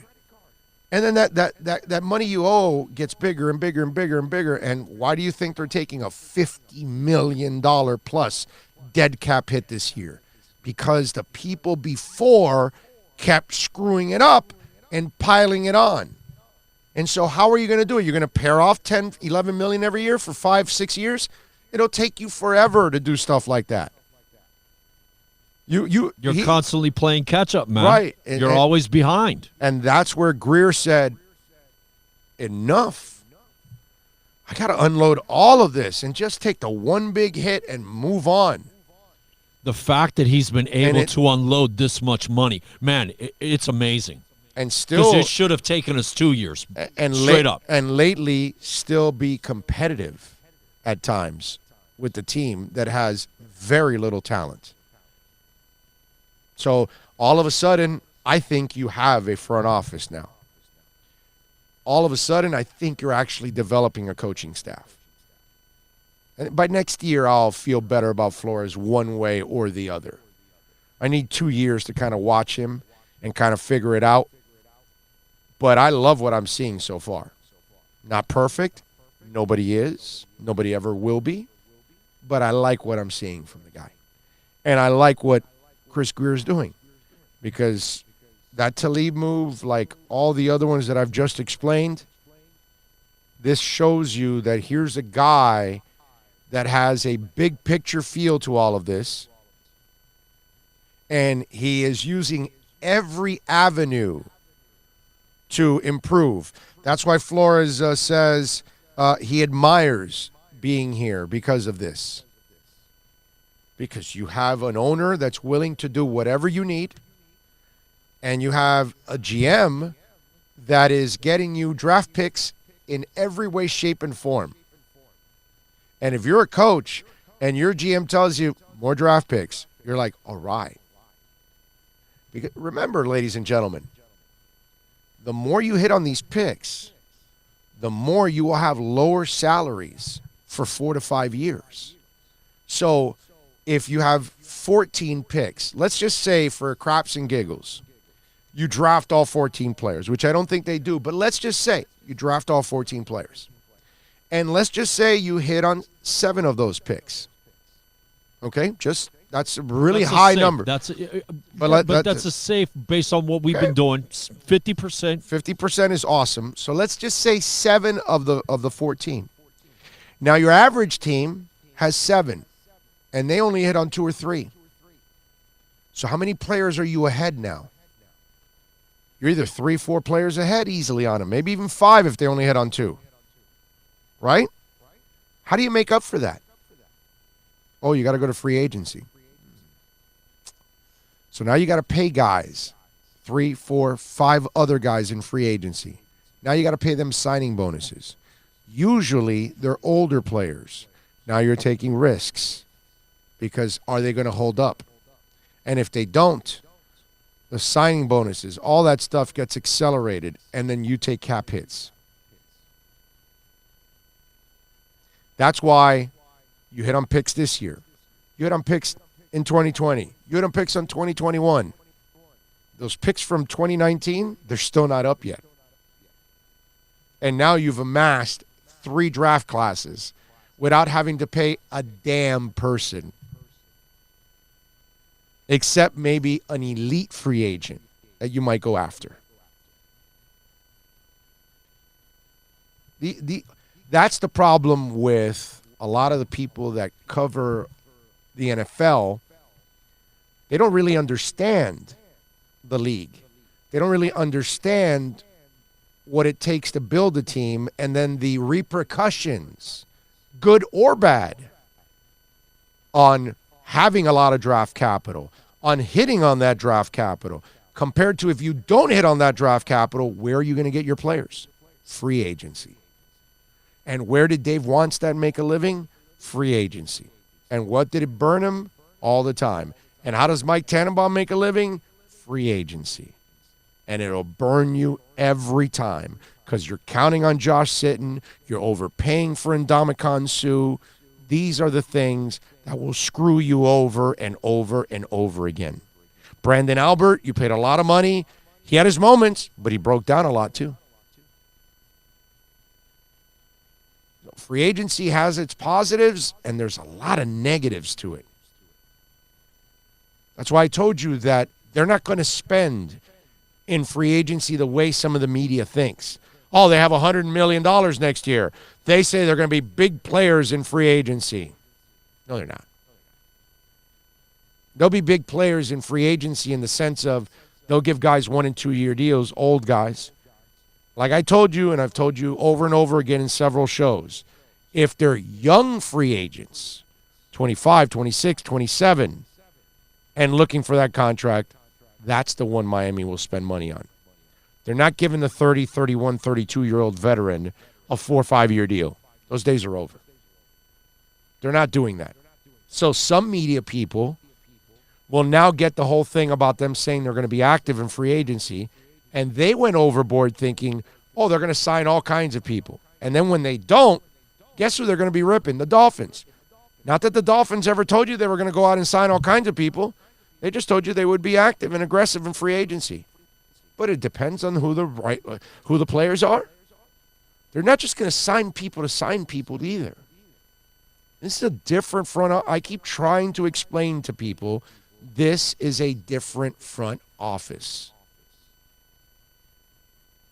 But so many have been jaded. So many are so used to the same old, that they expect the same old Dolphins. That's really what's going on. That's the problem here. You can't blame some of those people, though. I can't blame them. Can't blame 20-year track record of Can't blame this is what we do. Can't blame them. I get it. But if you listen to this show, we will walk you off the ledge from all the craziness of the stupid tanking stuff, and we'll keep you, okay, honest. We'll keep you realistic on what really is like I have for 20 years. When I'm telling you Ndamukong Suh, or when they draft Vontae Davis, and I tell you, yeah, he can play, but he's immature. Oh, you're being negative. No, I'm being honest. It's all. Whether it's good or bad, I'm just going to call it like I see it. So we'll walk you off that ledge, man. I love where we're going. I think it's going to be fantastic. We're going to hear from the coach on the other side. Brian Flores addressed the media. We will go over the press conference like we know how to do on this show. We will break down the comments from the coach. We'll give you our insight on what he's saying, stuff that you don't get anywhere in South Florida radio, because you only get it here on the Big O Show. And, folks, don't forget, you can save up to 50% right now on the new price of the 2019 models at Toyota of Hollywood's model year changeover event going on right now. Folks, they got over 1,500 models in stock. You can get special introductory savings on 2020 models, plus your last chance to save on all remaining 2019 models. Listen, get on down to 1841 North State Road 7 in Hollywood, just a couple blocks south from that big, giant, beautiful guitar right off the turnpike. So get on down. Tell Herbie, tell Steve, tell all the great people out there at Toyota of Hollywood that Big O sent you, and they will take care of you at 1841 North State Road 7 in Hollywood. Thinking about buying or refinancing a home? Act now. Home values are ticking up. Don't put off making a move any longer. Call Michael Kodzie now at Choice Mortgage Bank, 561-441-2730, while mortgage interest rates are still at historical lows. Call now to get pre-approved and buy your dream home. If you're currently paying over $800 a month for rent, call 561-441-2730 now before interest rates go up. Down payments as low as 3.5%. Veterans may qualify for no money down. If you own a home, but you're upside down, Michael Kodzie can help. If you're being denied by your bank or your loan process is taking too long, call 561-441-2730. Act now while fixed rates are still under 3.5%. Offices in Boca and Boynton Beach. Rates and terms subject to change daily without notice. Equal housing lender. NMLS 122081. No one expects to get into a crash, but I expect you to go to accidentlawfirm.com if you do. Make sure when hiring a driver, you go through a rideshare app so that you can be covered by the insurance, which can be up to $1 million whether you're a passenger or a driver. In other words, don't try to save a few bucks by paying cash instead of going through the app. I'm attorney Bobby Nunez from Nunez Law in Miami, and we're here to help you through the process. Go to accidentlawfirm.com for a free consultation from me, Bobby Nunez. That's accidentlawfirm.com. Seeing ghosts.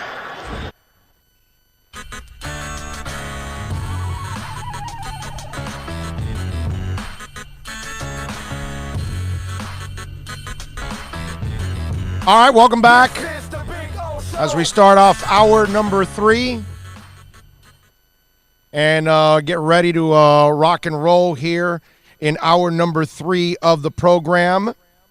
Remember, you can reach out to us on the accidentlawfirm.com text line at 786-322-1105. That's 786-322-1105. And you can also reach out on the YouTube chat board there if you're watching the show on YouTube, which we appreciate all of you for tuning in.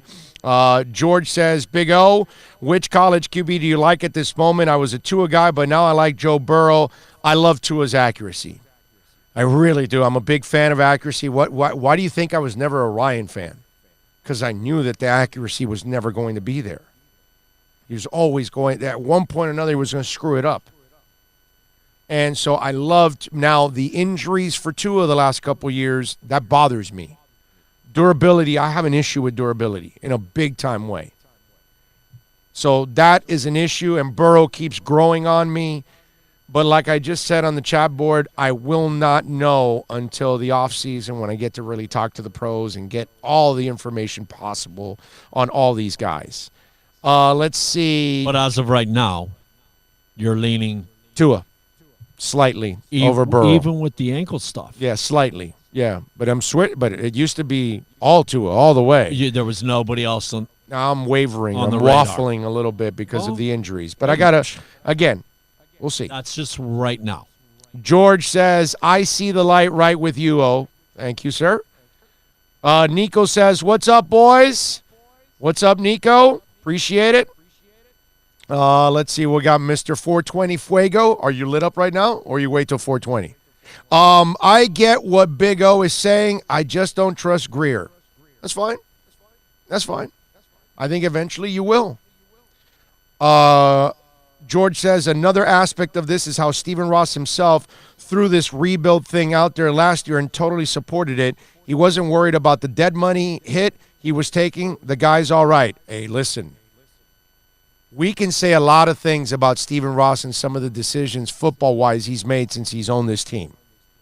Extending Joe Philbin, keeping Sperano around too long. There's a bunch of things. The gay stuff. There's tons of things that we can pick on him. There was a little run of we were more worried about the orange carpet. Right, all that and stupid who stuff. was in the suites and, the famous people and all that crap. But the dude spends money and wants to win. And he is letting his football people do their job. So I'm a Stephen Ross guy, man. I know he's not perfect, but he looks like a good dude to me overall. And all I see him do is spend money like it's going out of style. That stadium is awesome. Well, when you got it, All you the could bridges, do that. the tunnel, now all this stuff. He built a freaking tunnel so people don't have to cross inside the stadium. What was the endowment he sent to his old school, Michigan? $400 million. Yeah. Okay, but that part I don't care because I'm not a Michigan guy. So I don't but give a I'm rat's just saying ass. he's a good dude. But good dude. Yeah. It's No, if he believes in something, he supports it. I get it. Not that I give a rat's ass about Michigan, but anyway. So I'm a Stephen Ross guy. I think now he finally put football people in place. So I think we're headed in the right direction. Let's see. Nico says, great meeting you guys yesterday. Who are you picking this weekend, Canes or Knowles? I'm picking the Canes, bro. Picking the Canes in this one. They both suck. So I'll go with the Canes in this one. What the hell? Oh, what do you think of taking Chase Young instead of a QB? If you're not convinced that the QB is the man, you take Chase Young. Pretty simple. If you have the number one pick, okay, let's just say, I don't know if they're going to be number one or number two because I think they're going to end up number two because they're going to beat the Bengals. But let's just say you're number one. If you're not convinced Tua or Herbert or Burrow is the man, then you take Chase Young because Chase Young is the man. Chase Young is a super talent. So he is a game-changing player. You have to take him. And then you that's why you have 500 picks in the first couple of rounds. So if you're not convinced he's the guy, but you like him, you take him with the 7th pick or 15th pick or 21st pick. But you don't the number one pick, you have to take the guy that you know you're not going to miss. Now, if you're not sure because of whatever reason for Tua or any of those guys, and they're there at number 7 or 12 or 15 or 27, then that's where you take them. That's all. And you don't make any excuses or apologize for taking the best player in the draft in Chase Young. Pretty simple. Now, if you think the quarterback is the guy, you take him. And you worry about a defensive end in another part of the draft. That's all. That's how you handle that. You don't panic and then all of a sudden, we have to have Chase Young. So if we have to have Chase Young, we can't get the quarterback. No, you can get the quarterback later in the draft. and you can get a defensive lineman also later on in the draft. If you have the number 1, do you not trade out of that spot and create more picks? Not if you're Miami. You already have You so already many. have enough, so you don't. Yeah, it just gets to a point where it gets a little crazy and a little irresponsible because you're not going to be able to keep all of them as it is. If you're able to get something, you turn some 22. I get it. You know what I mean? I get it, but if you've got number 1, you take it because you've got all those. You've got 4 first-round picks now, man. It's ridiculous now at this point. Don't be a pig. I mean, if you have the number 1 pick and if Young is the guy, you take him. And you're not convinced that the quarterback's better, you take the defensive end. And then later on, you take the quarterback somewhere else in the draft. That's all. Now, if you love him, the quarterback that is, then what's the Iowa kid, Epinesa? You take him later on in the draft. There are he's not going to be the only defensive end that's going to be taken in the draft. So there's going to be some other guys. You'll have that opportunity. 786-322-1105. That's 786-322-1105. If you want to get in on the program, the other way to reach out to us is also on Twitter. That's at Big O Show. And follow us there as always. That's like a 24-hour talk show there on Twitter. All right, let's switch a little gears now. The head coach of the Miami Dolphins, Brian Flores, addressed the media today. Okay? One more thing. Manish Mehta is set to join us at 2 o'clock. Okay? You will hear from the Jets beat writer, NFL beat writer for the New York Daily News, and he and Gase have been going at it in a big-time way. So we will talk to Manish at the top of the hour. The head coach, Brian Flores, addressed the media. Let's play the press conference for you. We will pause at times. I will give you my reaction. This is my first time hearing the press conference, too.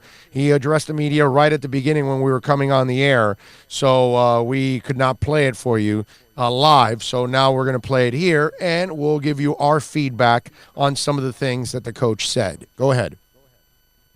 As a guy to return in one of the 2 slots, which you have to use. So we saw yesterday Van Ginkel and Davenport walking around the locker room, seemed fine, obviously, just in terms of their gait. Are any of those guys, or Ledbetter, physically able to practice yet, where you just don't want to make a decision yet on which 2 guys are going to activate, or are none of them physically able to practice yet? I guess my first thought is their gait in the locker room won't really give you. That's not the barometer we're looking for. That's not really something I'm pinpointing as far as whether or not they're going to get back to practice. But all those guys you mentioned, they're working well. We're actually going to bring Davenport. He's going to practice today. And that'll just start the clock, and we'll just see how this works. Obviously, like you said, we only have 2 guys we can bring back. So Julian will be out there today. We're excited to get him back out there. He's been working, as hard as anyone from a rehab standpoint, from a training standpoint. Wants to get out there. We know that there'll be some rust from not being in practice for a long period of time, so try to knock some of that off and get them going. As far as the other guys, they're still working their way back. Maybe if you see them jogging in the locker room, that'll give you a little better barometer. But I wanted to ask you about X as well. Just what the thinking was in that decision to shut him down from the year. We just felt like that was the best decision for X. He's been dealing with the knee for some time, and something that, thinking long term and, his career and, his future with this team, we just felt like that was the best move. Obviously, there was a lot of thought, a lot of a lot of conversation, and we just felt like that was the best thing for him and for this team. I know he's eligible, I think, for like the last game or two of the season. But yeah, we'll see how that goes. Look, anytime you can play, that helps, the team, that helps your confidence, that helps, getting back into a football environment. That's always good. But we're going to obviously take a long-term approach and a long-term thought and vision on it. So I'm not ruling anything out, but we're going to do what's best for X in this team, in this organization. There's no way he plays. Okay, it's nice talk and all that, and there's going to be a game or two left when they activate him or when they can activate him. Why the hell would you risk injury at that point? You're done. You're not going to see X anymore. It's just he can't say it at this moment, but he's going to say, well, the best decision is for him to finish his rehab off, and we'll start him fresh next year. And you heard him talk about how X has been dealing with this for a while now. Listen, this is your best player on your team. This is a shutdown corner. They don't grow on trees. This is the best thing. This is not a tanking thing.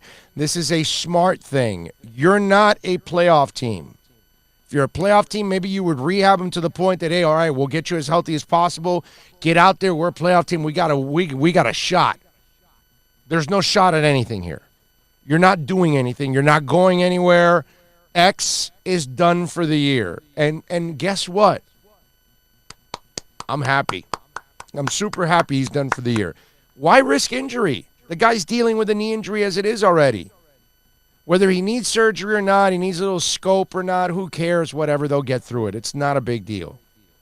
What is a big deal is to continue to play a guy that is dealing with a knee issue now and putting him at risk for major surgery and major rehab.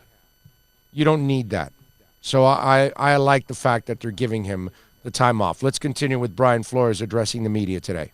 X has had some knee injuries in the past and scopes and surgeries. You guys talk in-house about that and sort of his long-term viability? Yeah, we talk about, past injuries.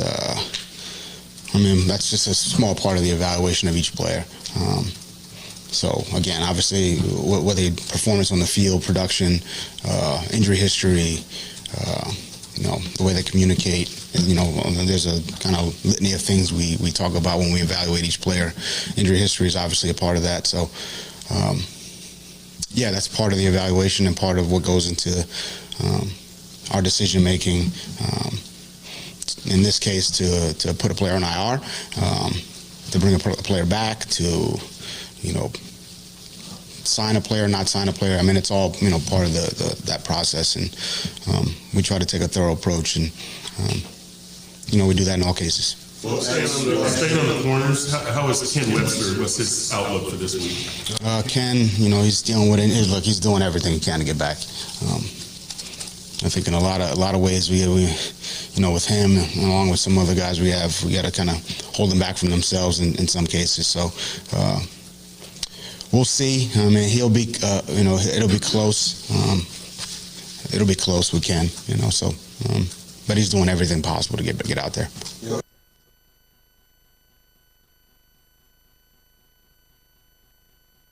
There you go. Will X require surgery at some point, and do you think by shutting him down now kind of eases any concern in the future?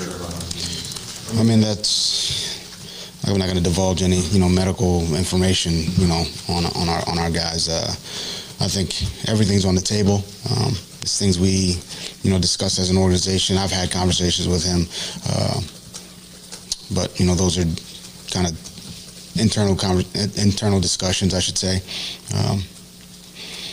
We'll do what's best for X. X will do what's best for himself. We're all kind of a part of that. There's a few different routes we can go, and at the end of the day, his long term, there's a long term vision in place on really him and really all players. Coach, you brought Clive Walford back yesterday. What sort of role do you see him having this weekend against the Jets? Clive, I thought he had a really good preseason. Really happy with how he played then and practiced, and the type of player he was, the type of what he brought to this team. Then he got injured, so that was unfortunate. So his role is going to be what he makes it, and that's the case for every player. So he's got a couple of days here of practice. We had a walkthrough yesterday, so we'll practice today, and he goes out there and has a good practice. Then we'll talk more about his role. He doesn't, and we'll talk more about his role then too. So, what are his biggest assets he brings? He's a tough kid. Football's very important to him. He's obviously got length and speed and catches the ball well. He's a good player. Ron, you had mentioned a minute ago, X will do what's best for himself, which is what you would expect, I think, of any player, really. Mm-hmm. But philosophically speaking, and not just about X, how do you feel about players getting a second opinion away from team doctors? Well, I think that's the right thing to do. I think the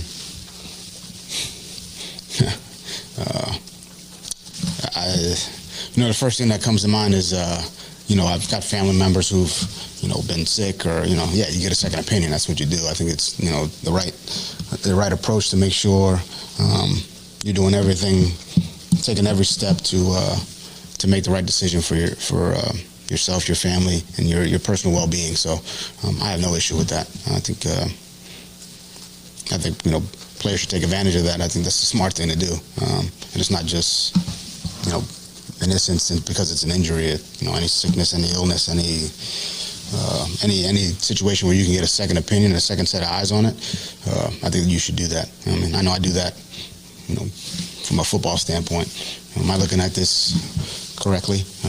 Does somebody see something else that I'm not seeing? I think that's how you should approach really any decision, specifically any big decision. That's just my personal opinion on that. In terms of NFL starts, Ken Crawley is suddenly your most experienced healthy corner. Did you all sign in purely for depth, or did you sign in thinking if he practices well, he could play a lot for us? Experienced in that he's been in this league, but to go into a new system, it's brand new. So from that standpoint, yeah, he's played games. We like what we've seen from him. That's why we claimed him. But like anyone else going into a new environment, I'm sure he doesn't even know where the practice field is. Somebody's going to have to walk him out there. So, experience. He's got experience, but in this system, in this building, he's going to have to, find his way. I have confidence that he'll be able to do that. But this isn't we'll see what it looks like in practice today. Obviously, we brought him here because we feel like he can help this team. But I know and understand that it takes a little bit of time. So, how important is it for you to have players in your secondary stay with the team and learn your system at least 1 season, 2 seasons, 3 seasons to really hone the defense? In a perfect world, that's the way it is. Unfortunately, this isn't a perfect world, and people get injured. Moves are made, and it's our job as coaches to coach the guys we have here, and if we get new guys, we got to get them on board and get them up to speed as quickly as possible. But yeah, in a perfect world, there's continuity. There's you got a team with guys who've been on the team for 4 or 5 years, and they know what you're going to say before you say it. Yeah, that would be great. It's not the case. In this league, because there's so much movement, there's so much transition year to year. But that's part of the challenge, and it's part of the challenge of coaching. So I enjoy that. With guys like Lamons and Stephen Parker, Brambos, these guys that you brought on this season, have you seen anything in there? You don't know these guys by heart yet? Yeah, okay, good. Man, I'm pretty good. I can get them all. Yeah. With those guys in your secondary, have you seen some play and some signs there that these guys could be part of the team? Yeah, I think it takes time, and you can see things that we said in week 1 or in the preseason that you felt like you weren't sure if they fully understood it. They understand some of those things now, and those light bulb moments that you have in week 2, week 3, you're starting to see it show up in games. Not as much as we want, obviously, but I think over time, that continuity, it'll show itself more consistently than it has. But it takes time, and it's one of those things where I think the guys you mentioned, Wilts, Lamons, Ryan Lewis, guys like that who have only been here a couple weeks, couple months, however long it's been. I think they grow within the system. They help each other with the communication, and they start to see how everything kind of fits. So I've seen improvement for sure. Ryan. Go ahead. No, I was going to ask you about Patrick Laird. You would assess his progress through the season, and are you getting close to the point where you might want to see what he can do on offense? I think Patrick's done a good job. I think, I come in, Tuesday mornings, it's their day off, and he's in there getting a workout, getting a lift, watching film. So he's doing a lot of the things, a lot of the right things, I would say, from a preparation standpoint, from a preparation standpoint. He's doing a lot of good things, and he's showing up in the kicking game for us. And they did a good job, in the back, out of the backfield in the preseason, and I think he'll be ready if we call his number. He's always ready. So again, as the season progresses, if he does get an opportunity on offense, then he's just got to take advantage of it. And I think he's doing everything possible to take advantage of it. That to me, that process is very important.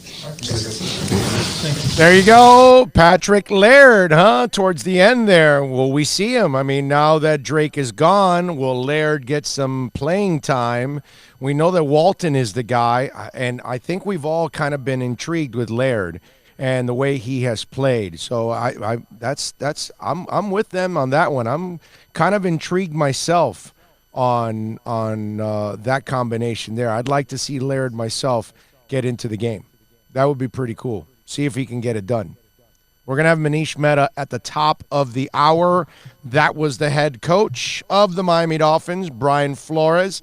Not a lot of breaking news stuff there. Barry obviously measuring people on their gait inside the locker room. That is definitely, and you got to love how Flores kind of handled all of that. Who is it? Tommy 15, I think it says here on the chat board. Tommy F15 on the YouTube chat board there. He's watching the show. He says, what a difference how he carries himself and how Gase was. And you're right. Gase, I like this guy, Flores. I really do. The more I see of him, the more I hear of him. He's, you're not going to agree with everything, obviously. I love Riley. Didn't agree with a lot of the moves the last couple of years, but what are you going to do? Nobody's going to be perfect. The runs aren't going to be perfect. The decisions aren't going to be perfect. You're going to make mistakes.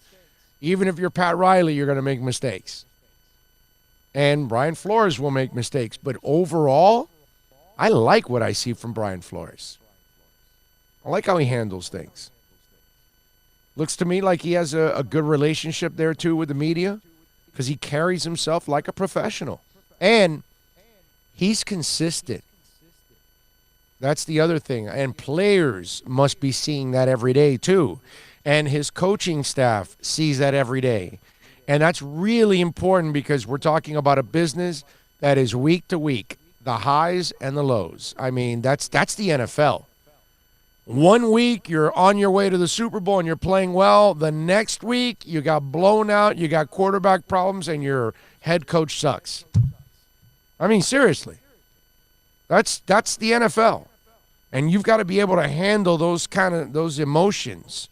And like he was saying when they were asking, well, I don't know what reporter was asking about having, ideal situation, having players in the system for 2 to 3 years. And he was like, yeah, obviously that's the ideal situation, but this is the NFL. Nothing's ideal. People get injured. People get traded.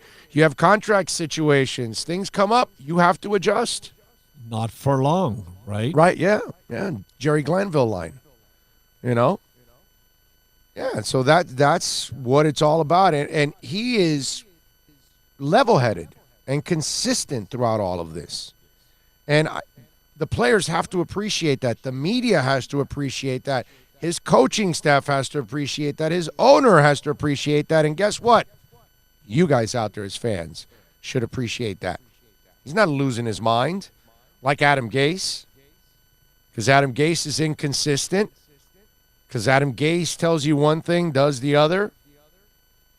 Doesn't he actually even pay attention to some of his players the way he should? He doesn't even think some of them exist. I mean, that's what happened with Osmelli. It's almost like he didn't even exist. That's how crazy it was. Let me tell you about Choice Mortgage Bank. Michael Codsey and the great people at Choice Mortgage Bank. Folks, we can still get you into that fixed mortgage rate under 3.5%. So please call Michael Codsey right now, 561-441-2730. And they do it all: wholesale, conventional, residential loans, condo loans, reverse mortgages, jumbo loans, FHA, VA loans, military veterans. We've got programs, 0 down, 100% financing.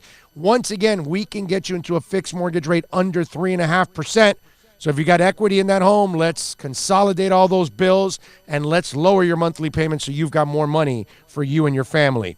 561-441-2730. That's the owner's personal cell number. One more time, save it on that cell phone. 561-441-2730. Rates and terms subject to change. Daily without notice. Equal housing lender. NMLS 166254. It's Choice Mortgage Bank. Plus tax, tech title. It includes $8.99 dealer fee on approved credit offers and 11/10/19. Over 1,500 Toyotas are on the ground, and truckloads of new 2020 Toyotas just keep on coming. To eliminate all 2019 models, Toyota of Hollywood is holding the ultimate 2019 model year changeover event. Make us an offer, any offer, and you can buy a Toyota at up to 50% less than their original MSRP when new and used. 50% less. A pre-owned 2019 RAV4, not $30,000, $19,775. A pre-owned 2019 Camry LE, not $26,000, $17,775. A pre-owned 2019 Corolla LE, not $22,000, $12,775. Pay up to 50% less at Toyota of Hollywood, the #1 volume Toyota dealer, based on total retail sales of new Toyotas in the Southeast region for 2014 to 2018 per SET, on 441 between Hollywood Boulevard and Sheridan Street. Open till midnight. No one expects to get into a crash, but I expect you to go to accidentlawfirm.com if you do. Make sure when hiring a driver, you go through a rideshare app so that you can be covered by the insurance, which can be up to $1 million whether you're a passenger or a driver. In other words, don't try to save a few bucks by paying cash instead of going through the app. I'm attorney Bobby Nunez from Nunez Law in Miami, and we're here to help you through the process. Go to accidentlawfirm.com for a free consultation from me, Bobby Nunez. That's accidentlawfirm.com. Seeing ghosts.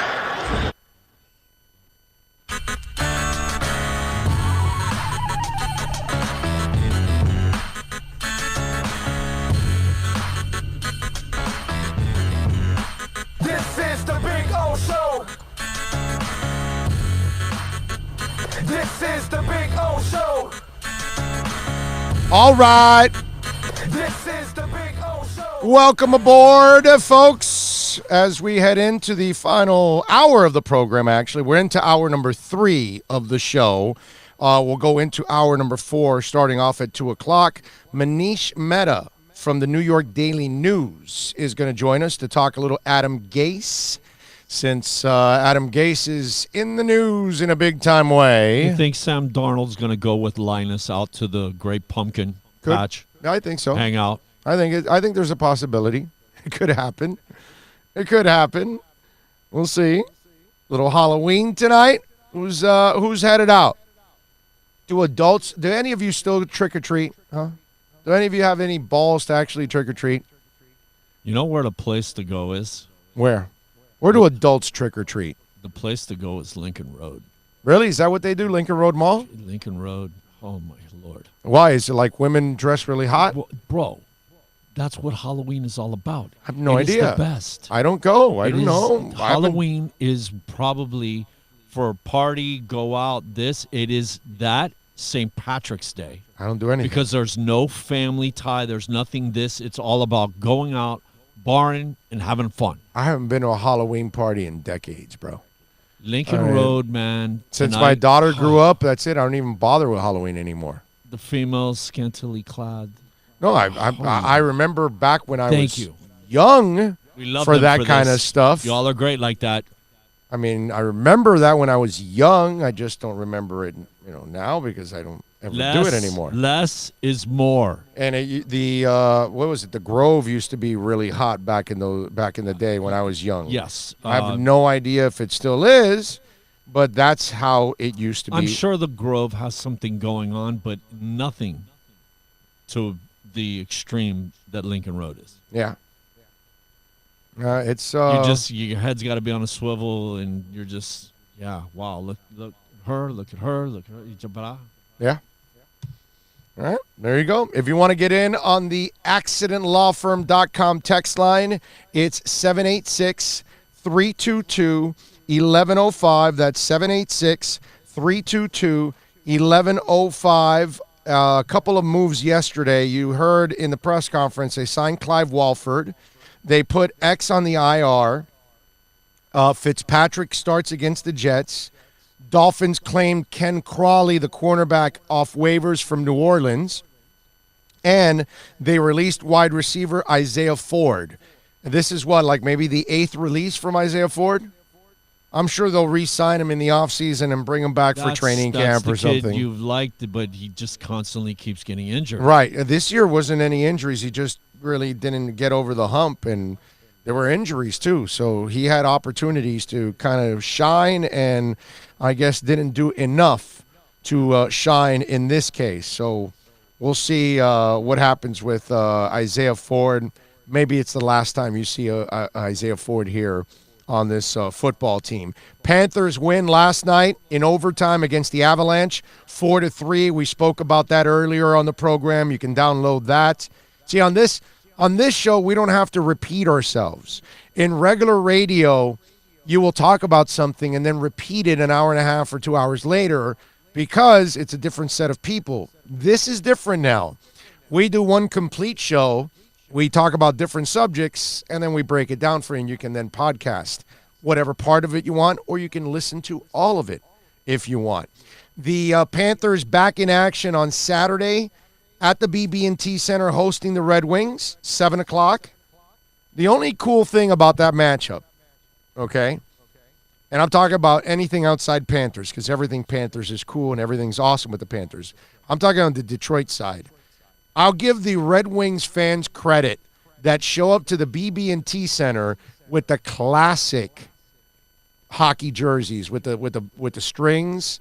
Oh, dude, those things are sweet. I will say that. I'll give you Red Wings fans some credit. Those classic Red Wings jerseys, those things are nice, man. Really, really nice. Tonight, basketball, the Heat are back in action. The 3-1 Miami Heat taking on the 2-2 Atlanta Hawks. Remember, there is no Trae Young, so the Heat have to win tonight. We talked a little bit about that on the program. You can download our conversation about that. Got to get that win tonight. From a fantasy standpoint, Connor for Pittsburgh and Trae Young for my basketball team in 2 days. Yeah. Bam. There you go.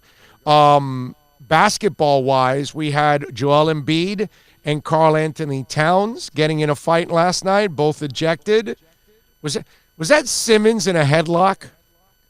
Yes, that would be Ben Simmons at the bottom in a headlock. He's I was watching his wrestling, huh? That was a trip yesterday watching that. Steph Curry breaks his hand. He's having the MRI and CT scans. I don't know if I've seen anything. How did he break it? He fell and then somebody landed on him. Okay, so he didn't do something stupid like punch something. No. Okay. No. We've had a few people do that. Yeah. Yeah, and they weren't playing great. Although there's a part of me that they're making excuses for them already, and they had a superstar, and an all-star on the team. Meanwhile, Eric Spoelstra is given like nothing at times, and he's got to make something out of nothing. Just, to me, it just kind of shows you where... I think the one game they had won prior to last night was I want the to see Pelicans. They beat the Pelicans. Yeah, I want to see this guy Kerr. Let's see what kind of a coach you are now, dude. Let's see. See what you can do now. Oh, you can't even make the playoffs. Oh, why not? I saw Jay Williams. Well, I weren't even expecting them to make the playoffs. With Steph Curry and with Draymond Green, you can't make the playoffs? Oh, I'm sorry, and D'Angelo Russell. You got a three-headed monster. You can't make the playoffs? That's terrible coaching. No, seriously. You give Spo, Curry, Draymond Green, and D'Angelo Russell, and I don't care who else you put on the team. I guarantee you he's making the playoffs, Western or Eastern Conference. I don't care. You know what they're doing? They got those new facilities. Have you seen anything regarding the new facilities they have? No. All the creature comforts, this, that, Right. And basically they're spoiled now. And, well, that when doesn't, you get spoiled, you get lazy. You get comfortable. that doesn't mean crap to me, bro. I'm just saying, I want to see what Steve Kerr's got. Okay? Because, I mean, if you're a great you can't be only a great coach with great players. Show me. Show me that you can develop these other players now. You got a couple of young guys on that team. Show me that you can develop them. Show me you can get more out of the Warriors than you expected or the people expected, let's say. I want to see what kind of a coach, Steve Kerr is. All the coaches, usually the good coaches, can win with great talent. Okay, now, show me when you don't have that, how do you adjust to it? That's what I want to see. But that was huge yesterday news with Steph Curry breaking his hand. ESPN yesterday, they were pissed because they had a game on their network last night with the Clippers and the Utah Jazz. Primetime game. Two of the best Western Conference teams out there, right? Clippers considered the top dog, even though I know record-wise they don't have the top record. I think it's the Spurs that are undefeated at the moment. But anyway. Are you surprised by that? Yeah, I mean. Pop. Yeah. Pop, man. Yeah. No, it's true. Although he didn't really do much in the playoffs last year when it was all said and done. But Pops, I think, in the company are number one. But I think most of us think that the Clippers are the best team in the conference. So last night, Kawhi gets load management rest, which I got no problem with that. I think the Clippers are really smart in doing that. Kawhi has had his injuries. Last year, Toronto went with the whole thing. They gave him 20 games off. It paid off. He was fresh for the playoffs. They got the title. If you're the Clippers, you're stealing that page from Toronto and you're saying, no, this is the way he needs to handle it. We will handle it that way.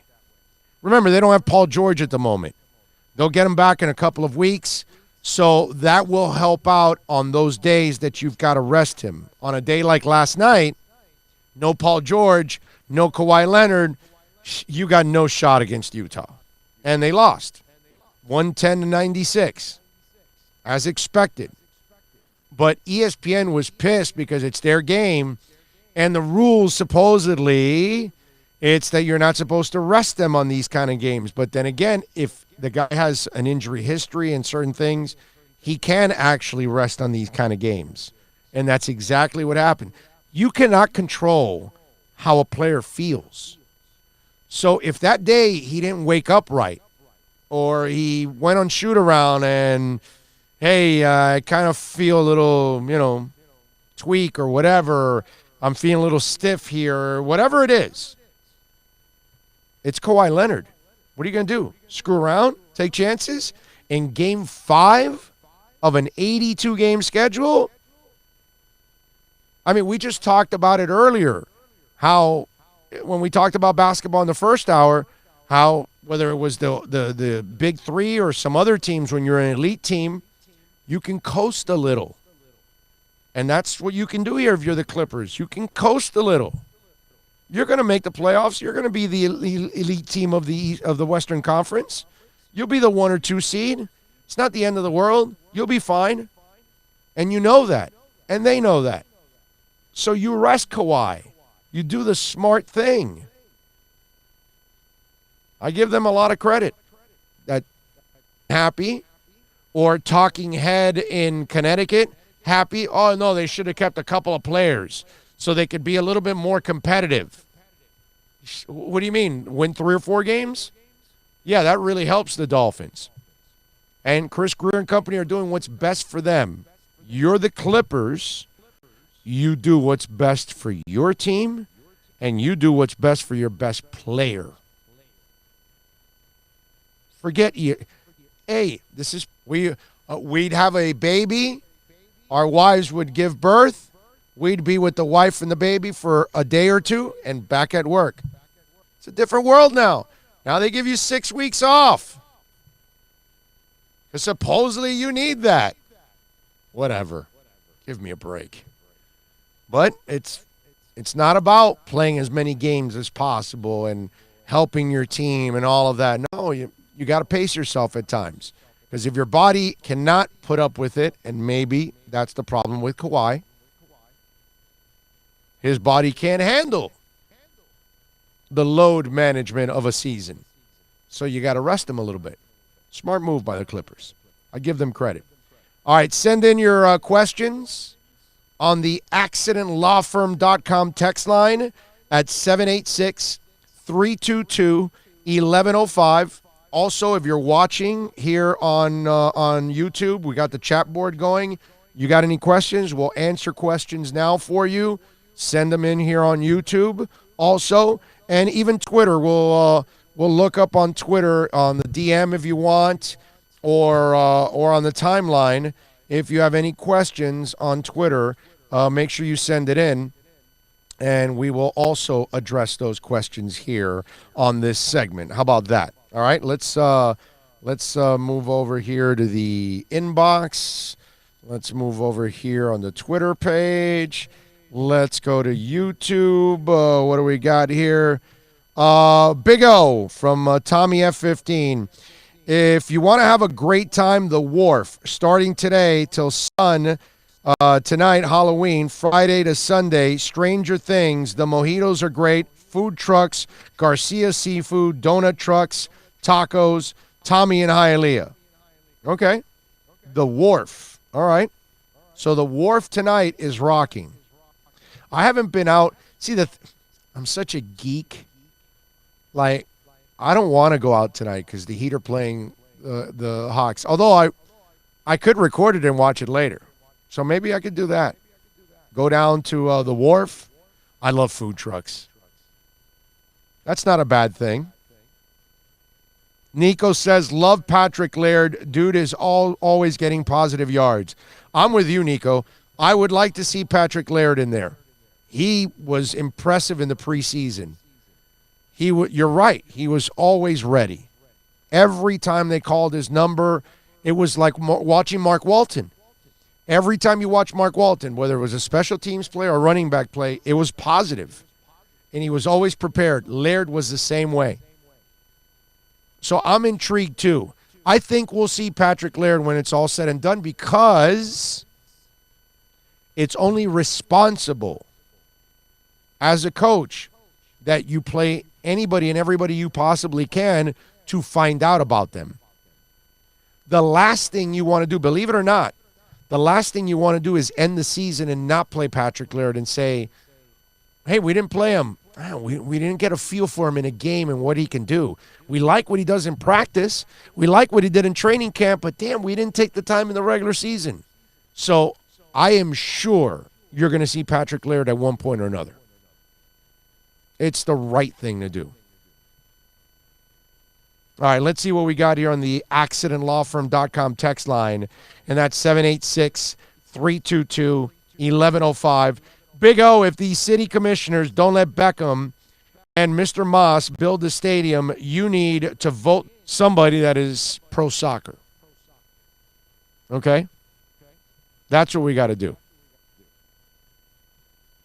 Let's see. Big O, Joe Rose criticizing the Finns on trading a second-round pick for Rosen. What he doesn't get is that if we don't try to find one, we never will hit on one. It's freaking hard to find one, and if the Finns don't turn every rock to find one of them, we will forever keep admiring other teams that have one. Yes, I completely agree. Anybody that complains about Rosen, you're a stinking hypocrite because you got a second-round pick and you made it into 2 second-round picks, and you got Rosen. So you didn't lose out on the second-round pick. You just delayed it for a year. No big deal. And you added a quarterback. It might have worked or it doesn't. And right now, it's not working. I'm not ready yet to give up on Rosen. I want to see what happens in this offseason. But trading for Rosen was a smart thing. Drafting a quarterback that you may hit or not hit on this year, smart thing to do. You got to keep drafting, signing, trading for quarterbacks until you find one. What you cannot do is what we did for most of the last 10, 15 years, is barely do enough to go get a quarterback. And especially the last 7 years, that the current quarterback we had, we never brought in any kind of competition. That's what I still think that Chris Grier is going to do. He's going to keep Rosen here, obviously. Rosen will come in next year into his second year in the system, so he'll be more comfortable. You'll draft a kid. You will sign a lineman or two in free agency. You will draft probably 2 or 3 in the draft. So you will load up on that line, make it better, and now you will say, okay, work with this year. So now we will get to assess Rosen in a better light and the rookie and open up the competition to both. I think that's what's going to happen next year. I really do. Question. Yes. In an equal world, like everybody's equal, whatever, you have choice and they're all equal. Where do you go first? Offensive line or defensive line? In this draft, I'm number 1. I'm going young. Like I said, everybody's equal. They're all like O-lineman. You go O-line first. For sure. Then defensive line. Yes, then the end. Yes. This is not a super deep DN class, but there are a couple that you can take in the first round and early second. So you'll be able to get it. But offensive line would be more of a priority right now because if you're drafting a young quarterback and you have Rosen, you have to you need to exactly. You need to get a real good true look at the guy. You're not you solving, need to give him some protection. You're not solving every problem this offseason on defense and offense. So do your best and get what you can. And O-lineman would be and even definitely after we one get, of them that I would look, get. And even after we get through our 14 and whatever we do, trade out, whatever we like, at the end of the day, we still have to do diligence on street free agents and be out there and grab, right, all the guys we can. Don't act like, oh, yeah, we drafted, we're good, we're out. No. There's still guys, undrafted free agents. Hey, man, Preston Williams, perfect example. Yeah, right. That's a guy that it's pretty scary how that guy's developing, and he can be one hell of a find for this football team. Be impressive, man. If you want to get in on the accidentlawfirm.com text line, send in your questions, or on YouTube at 786-322-1105. On Twitter, you can do it on DM, all that good stuff. Let me see here on YouTube. 420 Fuego says he should be playing now, but we don't have a line to protect him, and I think that's why Rosen's not playing. I think it's one, he's still learning, and he's so green that in this situation it's really hard for him. It's harder for him than a veteran quarterback, so that's why he's not playing. Next year, I think, he then competes with the young kid. I really believe that that's what's going to happen. I thought the Dolphins were tanking. Let me make sure. Oh, wait a minute. Hold on a second. It's 2-part here. I'm sorry. No, it's the same text. I thought the Dolphins were tanking. They are restructuring the roster by cutting and signing players that give them the best chance to win. You are the only guy that talks about the Dolphins that makes sense. Well, because I don't do things for show. Never have. When I'm ripping Joe Philbin, it's not because I'm doing it for show. Okay? When I'm ripping Tony Sperano, I'm not doing it for show. When I'm ripping Mike Tannenbaum, I'm not doing it for show. And I can do this for show if I wanted to, and just stand at the top of the hill and just cry tanking and create, and I can create any kind of, narrative I want for all of this. I don't. I just call all of this like I see it, negative or positive. That's really all it is. And it's pretty logical that they're not tanking. They're resetting the entire damn franchise, something that they needed a long time ago. How long have you been asking for that enema? For the organizational enema, for 10 plus years I've been saying it. 10 plus years people have heard me say organizational enema. And you probably could have said it the previous 5 or 6 to those 10. Easy. And they finally did it. They finally had the balls to do it, man. So proud of them to do this. They're finally doing the right football moves. That's my problem with all of this. That a lot of the stuff that they did over 20 years, I knew it made no football sense. That's why the aforementioned Joe Rose. That's why he and I got into it on the Ndamukong Suh thing. But Joe's a great dude. I love Joe. But I know his whole shtick. Since he works for the team, he's always gung-ho about everything. And the coaches and everything. And then once they fail, and then they're out of town, then he's ripping the coaches. It's convenient. It's great. Yeah, Saban's already out of town. Why didn't you rip him when he was here?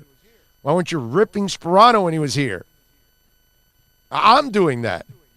I'm the guy that goes to the press conferences, and while I'm ripping Wannstedt, I'm them asking him questions. While I'm ripping Saban, I'm asking him questions. While I'm ripping Cam Cameron, I'm asking him questions. Gotta toe the company line, buddy. Yeah, exactly. We don't do this stuff for show, okay? I don't give my opinions. Oh, hey, Bill, how can I twist this to get more of a reaction from fans? I'm never doing that. Never doing that. I'm going to call it like I see it, okay? It might piss you off sometimes. It might make you laugh sometimes. It might make you think sometimes, but it's not going to be contrived. That's just not who I am. It's just brutal honesty. That's all.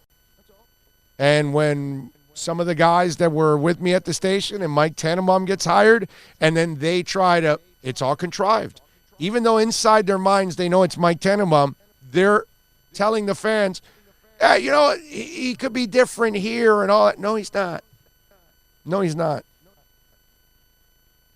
Oh, I'm the negative guy. Oh, why? Because I'm telling you brutally honest that he's not.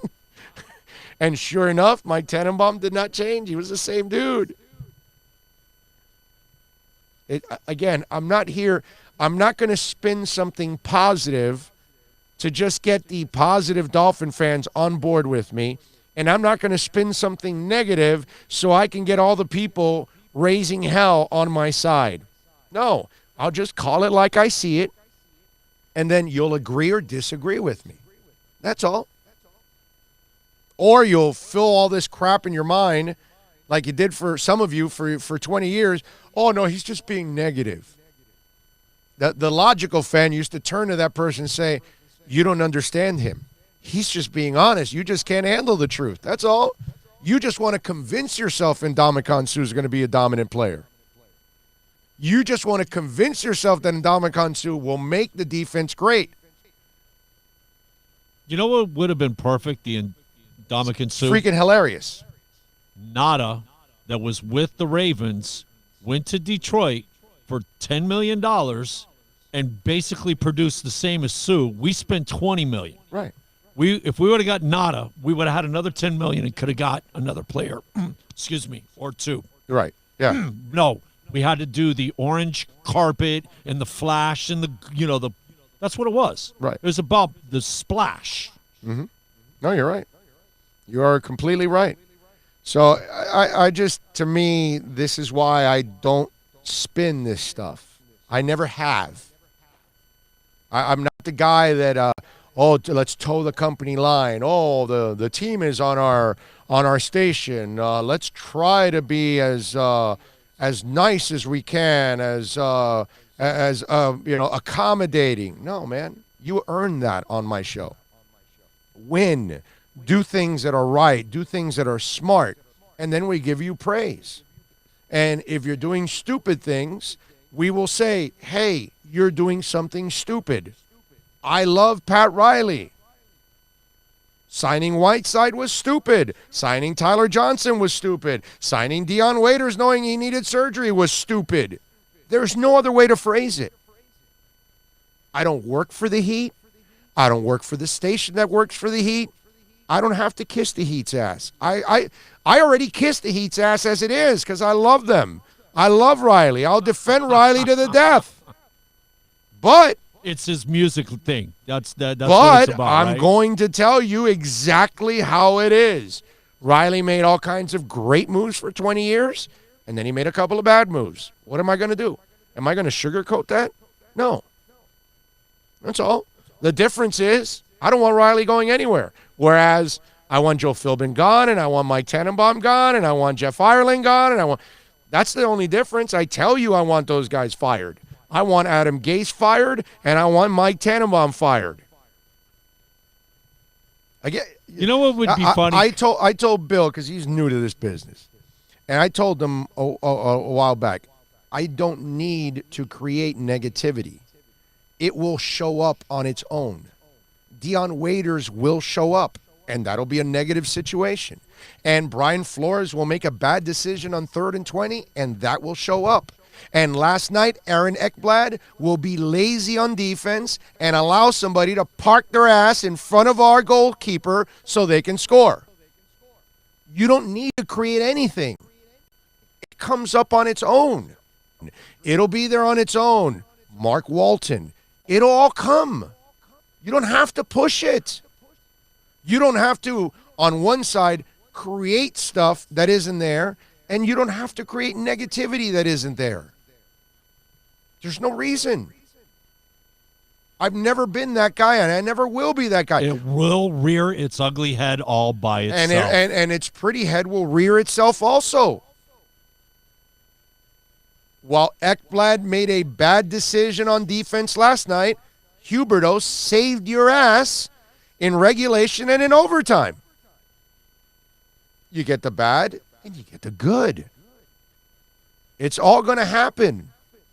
You're going to get Moss taking over Inter Miami, but then they got to deal with the city of Miami. Bad and good. Got to give some props on that last goal. Barkov, that little reach out and chip to him. Yeah. He kept it alive, man. Yeah. Phenomenal. But that was great last night. That was fun. And so that's why our show's a little different. Because I'm not tied to a team. I refuse to be, somebody's PR machine. We're busy right now. Yeah. I just refuse to do any of that stuff. I've never been that guy, and I'm not going to be that guy. That's why the people that listen to this show, they know they're not getting any politics. They're not getting any – they're just going to get brutal honesty. And as long as you can handle the brutal honesty, because it's really easy when it's good, it's handling it when it's bad. That's the key. Can you handle it when it's bad? Because, we're gonna be brutally honest about it all. Let me tell you that the Big O Show is proudly brought to you by EJD Construction. Man, Eric and John have been at this for a long, long time. And listen, 305-318-4978. If you're looking for major home construction, major home remodeling, you want to redo that man cave, want to make that TV come out of the roof, come out of the wall, come out of the floor. Do some James Bond type stuff. Yeah, man. You want to redo that kitchen, modernize it, because that person you love works so hard and that thing's outdated. Call EJD Construction, 305-318-4978. They do it all. And let me tell you something, affordability without compromising quality. Shell Construction, in-house. Shell Construction, that's how they keep the cost down. Call Eric right now, the owner, 305-318-4978. 4978. Tell them that Big O sent you. They will take care of you at EJD Construction. When we come back, we start off hour number 4 with Manish Mehta from the New York Daily News. Let's talk a little Jets, a little Adam Gase. We got the haunted house this weekend at Hard Rock Stadium. We want everybody ghosting. Seeing ghosts. Yeah, we want everybody ghosting Mr. Sam Darnold. And let's talk about the ultimate ghost. That is Adam Gase. That's next. America's best-selling third-row luxury SUV of all time is at Acura of Pembroke Pines, and this is how we do it. MDX, $10,000 off at Acura of Pembroke Pines, the #1 volume Acura dealer. Thinking about buying or refinancing a home? Act now. Home values are ticking up. Don't put off making a move any longer. Call Michael Kodsey now at Choice Mortgage Bank, 561-441-2730. While mortgage interest rates are now before interest rates go up. Down payments as low as 3.5%. Veterans may qualify for no money down. If you own a home but you're upside down, Michael Kodsey can help. If you're being denied by your bank or your loan process is taking too long, call 561-441-2730. Act now while fixed rates are still under 3.5%. Offices in Boca and Boynton Beach. Rates and terms subject to change daily without notice. Equal housing lender. NMLS 122081. This is the Big O Show.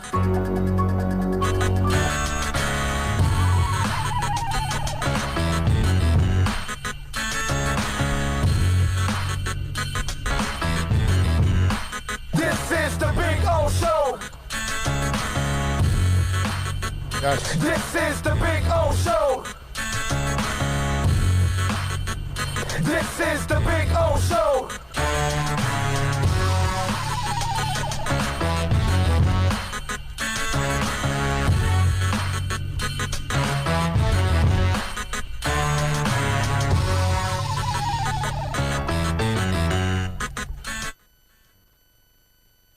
You know, I woke up Monday morning, and you know, I kind of found out through a couple of reliable people that I have a lot of trust in that I was being, you know, shopped around.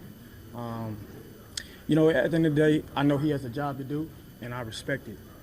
But, you know, I hold myself in a high regard. I've done everything, you know, they've asked me to do since I've been here for the 3 years. You know, I didn't take that lightly. I really didn't. But you know, when I heard that I got the call, that my agent called me and he told me what was going on, you know, it definitely hurt me. You know what I mean? I hold myself at a high level. Understand that you have a job to do. That's the way I took it. I said what I said yesterday. You know, I have a lot of goals and aspirations and dreams here in New York. You know, I felt, you know, I was told something, and you know, it didn't happen that way. But like I said, man, I'm here. I'm excited to be here. You know, I'm gonna continue to be myself. I'm never gonna stop my play for something that, you know, happened off the field. But I'm gonna continue to be a great teammate. I'm gonna continue to be the leader I am. I'm gonna continue to be me. But at the end of the day, man, I came in this league to be, you know, one of the top safeties to ever play this game, right? So I'm gonna continue to work at that each and every day and get better and help the team as much as possible. So that's where I'm at. That is Jamal Adams talking with the media, and one of the gentlemen that covers the New York Jets on a daily basis is my man Manish Mehta for the New York Daily News. You can follow him on Twitter at MMetaNYDN. Manish, welcome aboard to the program, my brother. Thank you for taking some time. Thanks for having me on again. Well, that was Jamal Adams. You and I had a really interesting conversation about this. I don't know, it was like 6 months ago, 8 months ago, and we kind of talked about it. I was not believing this, kind of like the whole Tannenbaum thing. When Tannenbaum came to Miami and I had Dolphin fans, well, maybe he'll be different here. I'm like, no, he won't. It'll all be the same. What the hell is going on in New York with Adam Gase, my brother? Well, me they're a bad football team, for one.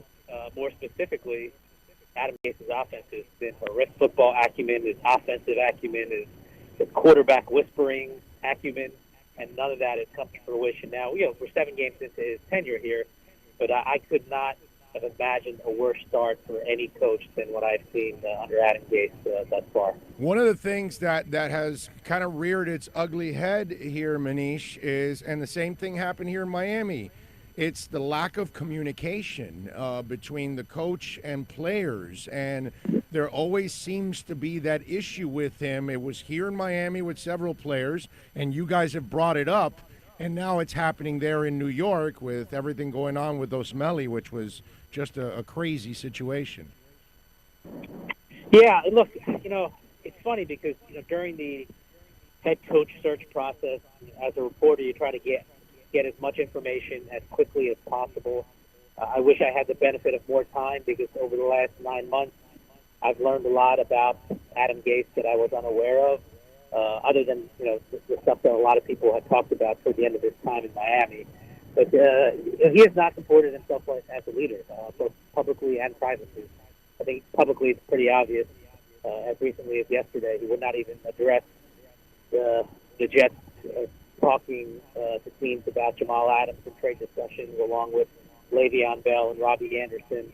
And I thought what was interesting contrast was that 24 hours earlier, the general manager, Joe Douglas, handled it in a very professional manner in which he did discuss those 3 guys being involved in discussions and then praised Jamal Adams, praised Le'Veon Bell for what they bring to the table. And I thought it was a PR layup, frankly, for Adam Gase to follow in Joe Douglas' footsteps and say a couple good things about Jamal Adams and Le'Veon Bell yesterday. But when given the opportunity, he just tried to channel his inner Bill Belichick and said, we're focused on Miami. Did not even have, the good sense and the common sense to say a few good things about 2 of his best players. So that, to me, just speaks to the fact that he is not a good leader. He's really the epitome of a poor leader. And based on evidently what went down in Miami, as you just said a moment earlier, I'm not sure this guy has learned much from the first time around as a head coach. I love the way Jamal Adams has actually handled all of this, being pretty honest about it, and then also being professional about the way he's going to approach all of this. But at the same time, I would imagine that this offseason is going to be very interesting between Jamal Adams and those 2 gentlemen because of everything that transpired. That may change in the offseason. I agree. Now, look, we still have a couple months left in the rest of the season, so let's see if cooler heads prevail and they smooth things over. But clearly, at this moment, there's a trust issue between the organization and Jamal Adams. And I understand that Joe Douglas is in a precarious position. He was brought on 3 weeks after the draft because Christopher Johnson was indecisive and made a series of poor decisions himself. He has not supported himself as a leader either, and everything kind of flows, as you know, Big O, from the top. Weak ownership, and he's been, frankly, terrible at his job over the last couple of years. So it really starts with him. But more specifically with Jamal Adams and the organization, at this moment, the player does not trust the organization. But as I said, Joe Douglas is in a position where he needs to revamp the roster. The best way to do that is to get draft capital. So in a vacuum, I understand discussing what it might take to get Jamal Adams if you're talking to a Dallas Cowboys or a Baltimore Ravens. But that's in a vacuum. The reality is that Jamal Adams is the type of player and person that you build around. He's a culture changer. He doesn't take shortcuts. He'll never get in trouble off the field. He lifts teammates. He is a leader. I don't care what people on social media might think. They have no clue. If you're in that locker room, if you talk to people in that building, he lifts players around him. He lifts coaches around him. You don't give up on players like that, and I don't want to hear about the fact that he's a safety and that's not a premium position. That's a bunch of nonsense. Well, Ed Reed is a Hall of Fame player, an integral part of that Ravens team. There are safeties, Troy Polamalu, you can go on and on about great safety to make impact on their team. So you do not part ways with a guy like him. You, in fact, get players around him to become a better team. And I think Joe Douglas understands that. He realizes that. But I don't know if he would be doing his job properly if he didn't explore every possible option. That's the Douglas point of view. The Adam Gase point of view is if I'm Jamal Adams or any player in that locker room, I don't think you can trust anything that Adam Gase says to your face, because there's a long track record there of a guy who might be disingenuous. So let me ask you, how's this disingenuous guy going to survive this season? Is it just because Johnson is dead set on making this happen since it's his guy, or do you believe that Adam Gase is headed for a one and done at this pace? Well, it depends on whose decision it is. And look, it's not Joe Douglas' decision. He can make any kind of recommendation he wants. However, Christopher Johnson and the actual owner, Woody Johnson, is going to sign off on this. They are already paying Todd Bowles and Mike McCagnon through the 2020 season because Christopher Johnson made the mistake of extending both of those guys and then firing them a year earlier, or actually a year and a half earlier. So they're in a pickle when it comes to finances. I don't believe that Woody Johnson would agree to paying two head coaches and a general manager who are not actually working for him. So the finances come into play. I also believe that it would be an extremely bad look for Christopher Johnson to call Adam Gase an innovator who's quote-unquote coaching football to where it's going and then fire him after 1 year. That would make Christopher Johnson look more inept than he already has to this point. So I don't believe, barring something off the field, and with Adam Gase, I don't think you can ever say never, but barring something off the field, I don't believe that the Jets will part ways with Adam Gase after this season. Now, Manish, I believe it was you that brought it up in a press conference earlier this week. I think it was your voice that I heard. You even asked Adam, why would free agents come here? Well, I think that was you. Was that you? Was that you? Yeah. Yeah. So you're thinking that. I'm thinking that. Isn't Johnson thinking that? Even though it'll look bad on him, the future doesn't look good either for the Jets if you're keeping Gase in place and you have all that mistrust there. And you know how it is. Players talk, agents talk, and they're not going to want their guys being involved with this guy because you can't trust him. So I'm just wondering, if you're thinking it and I'm thinking it, why isn't Johnson thinking it? I think ego comes into play. I also don't think that Christopher Johnson has done a particularly good job, as I said earlier. And, my position has always been that bad organizations are bad for a reason. It starts at the very top, and whether or not Christopher Johnson understands what's happening, who knows? I can just go by what the decisions are and what the results have been to this point. And all that being said, I look at the schedule starting with Sunday against Miami. I think they can win some games here. Maybe I'm naive, and maybe they won't. But I believe that there's some wins out there. I don't think this is a team that's going to finish 1-15 or 2-14. So when you look at the final schedule, or the final results, I should say, and let's say for argument's sake they wind up being a 5-11 or 6-10 team, that might be enough to solidify in the acting owner's mind that things can get better.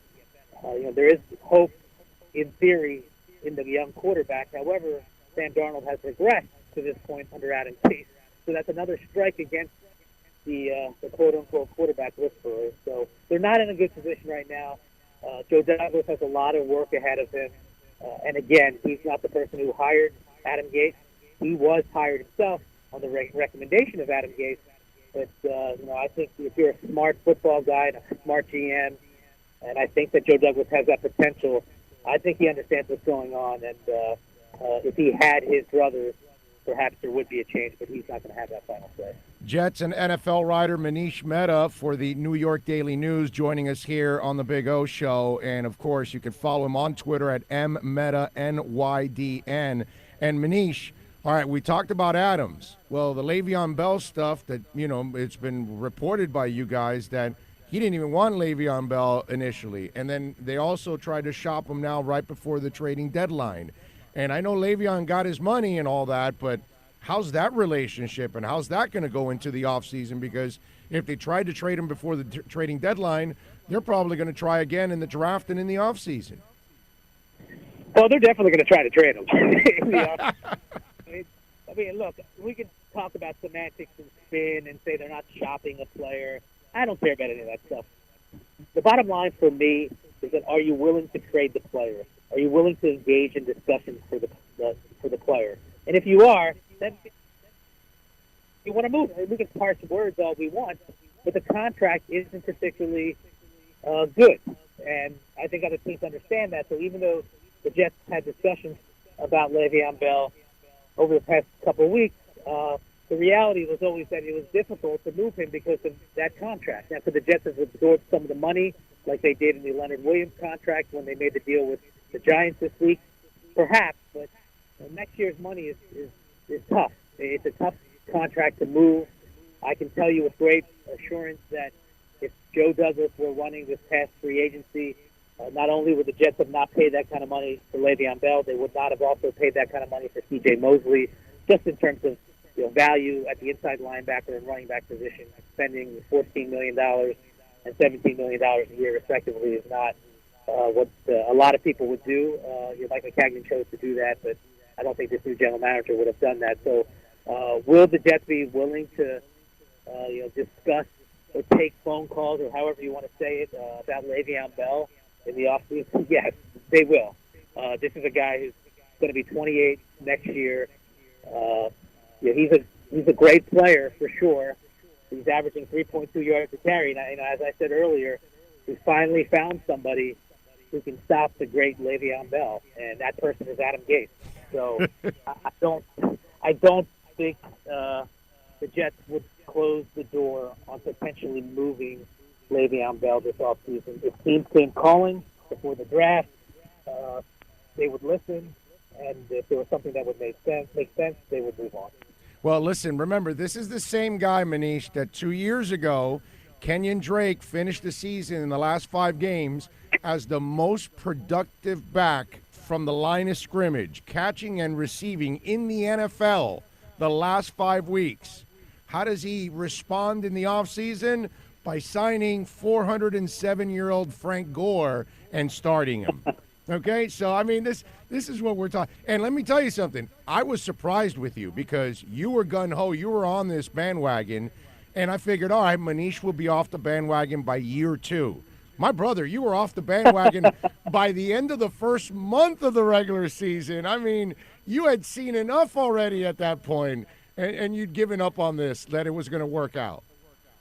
Well, as I said earlier, you learn a lot of stuff when you're actually covering the coach, and you find out a lot of things that you wouldn't, normally know if you're not covering, that person day to day and looking at it from afar, and then talking to people around the league and people that worked with him. That is a lot different than actually being like in the bunker, for lack of a better phrase, and really finding out how this guy operates.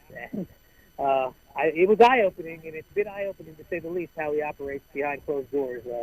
I guess the best way for me to say publicly is that this guy is not a leader, and I don't believe that he has learned much from his first time as a head coach. Manish, you're always in the locker room. You always have the pulse of the players. How are the players with all of this? Because you know how it is. I've been in locker rooms for 30 years. When you're selling something and it's not working, they stop buying. So it's not working. They're not winning. How is that locker room? Yeah, it's interesting because you got 50, 60 different personalities in there. I guess I'll put it this way: at this point, there's doubt in the head coach for a number of reasons. Football players are not dumb. They're not dumb people. They understand what's going on. They see a guy and they listen to a guy day in, day out. I think a lot of football players can spot a BSer. And I'm not saying it's everybody, because that's not fair, because there are, again, 50 to 60 guys in that locker room. But there are enough people in that locker room that are kind of seeing, what this guy really is all about. How about Sam Darnold? How is that relationship going on? Because there's also reports that he wasn't a big fan of Darnold out of the draft as it is. So you just wonder, are they going to try to get another quarterback? And because Gase might be that crazy to do something like that. How is that relationship going on between those two? Best interest in mind. We will place his faith in all of those guys. So from Darnold's perspective, he's still hoping that this head coach can bring out the best in him. As far as turning the page on Darnold, it's way too premature for that. But I can tell you that Sam Darnold is going to outlast Adam Gase. Adam Gase will not have an opportunity to draft another quarterback. Unless something catastrophic happens with Darnold, and God forbid that happens. So let's say that he's fully healthy. Sam Darnold is held in higher regard in this organization than the head coach. Where are the fans at? I know where you're at. Where are the fans at now with Adam Gase in year one? There's a pretty good segment of the fan base that wants him fired right now. I can't get on board with that for the different reasons that I outlined. But there is some rumblings that there's going to be a plane with a banner saying "Fire Gase" before the Giants game next week. So we'll see if that happens. But that's been talked about on the airwaves in New York. I don't advocate for anyone getting fired midway through their first season. I think that's bad business, and there's a lot of other reasons why I don't think that is proper. But I think it's also fair to point out all the shortcomings that at least I have uncovered to this point. Are you expecting a haunted house at Hard Rock this Sunday? Are you expecting a lot of ghosts? I'm expecting the Jets to win and really control the game, to be honest. And look, I've been wrong before. I thought they were going to beat the Jaguars last week. But the Dolphins are so horrific. Their defense now with Xavier Howard is really a sieve. So even though the Jets' offense has been poor to this point, I would be surprised if they weren't able to move the ball against this defense. I know Brian Flores is going to try a lot of things very similar to what Bill Belichick tried a couple weeks ago and succeeded at. Unfortunately for Flores, he doesn't have the personnel that Bill does. So I'm stunned, frankly, if the Jets lost this game. Yeah, no, if they do, oh my Lord, that would be, it would be pandemonium for Dolphin fans because they're not expecting a win pretty much this season, but it would be the biggest nightmare for the Jets and for Adam Gase if he would lose that game. That's one game he's got to be so motivated to win this game and just stick it to Miami. I think this is the game he wants to win by 30 points if he could. I completely agree. If he can run it up, he'll try it. He did an onside kick against the Broncos when he was with Miami. So if he can do anything to rub it in Stephen Ross's face, I don't think he'll shy away from that, which would be typical of Adam Gase. He's had a horrible season, but he'll rub it in if he has an opportunity. Probably because he realizes he's not going to have very many opportunities to do that. Doug Marrone actually tried that last year against the Jets. I thought that was classic. And if Adam Gase actually did get in a position where he could do that and then executed it, I would feel the same way. That's a kind of a classic way to comport yourself as a head coach. I'm with you. Manish, we'll wrap it up with this. Were you surprised this week that Miami and Pittsburgh chose not to get mic'd up? What did you think about what happened with Sam? Because, personally for me, I kind of felt bad for the kid. I know it was funny for us and we can have some fun with it and all that good stuff. But I kind of felt bad for the kid that he was kind of, treated the wrong way in that sense. But the Jets kind of started something now because other teams right away said, yeah, no, we want no part of this either. What do you think about that? Yeah, I kind of felt that this might happen, even though,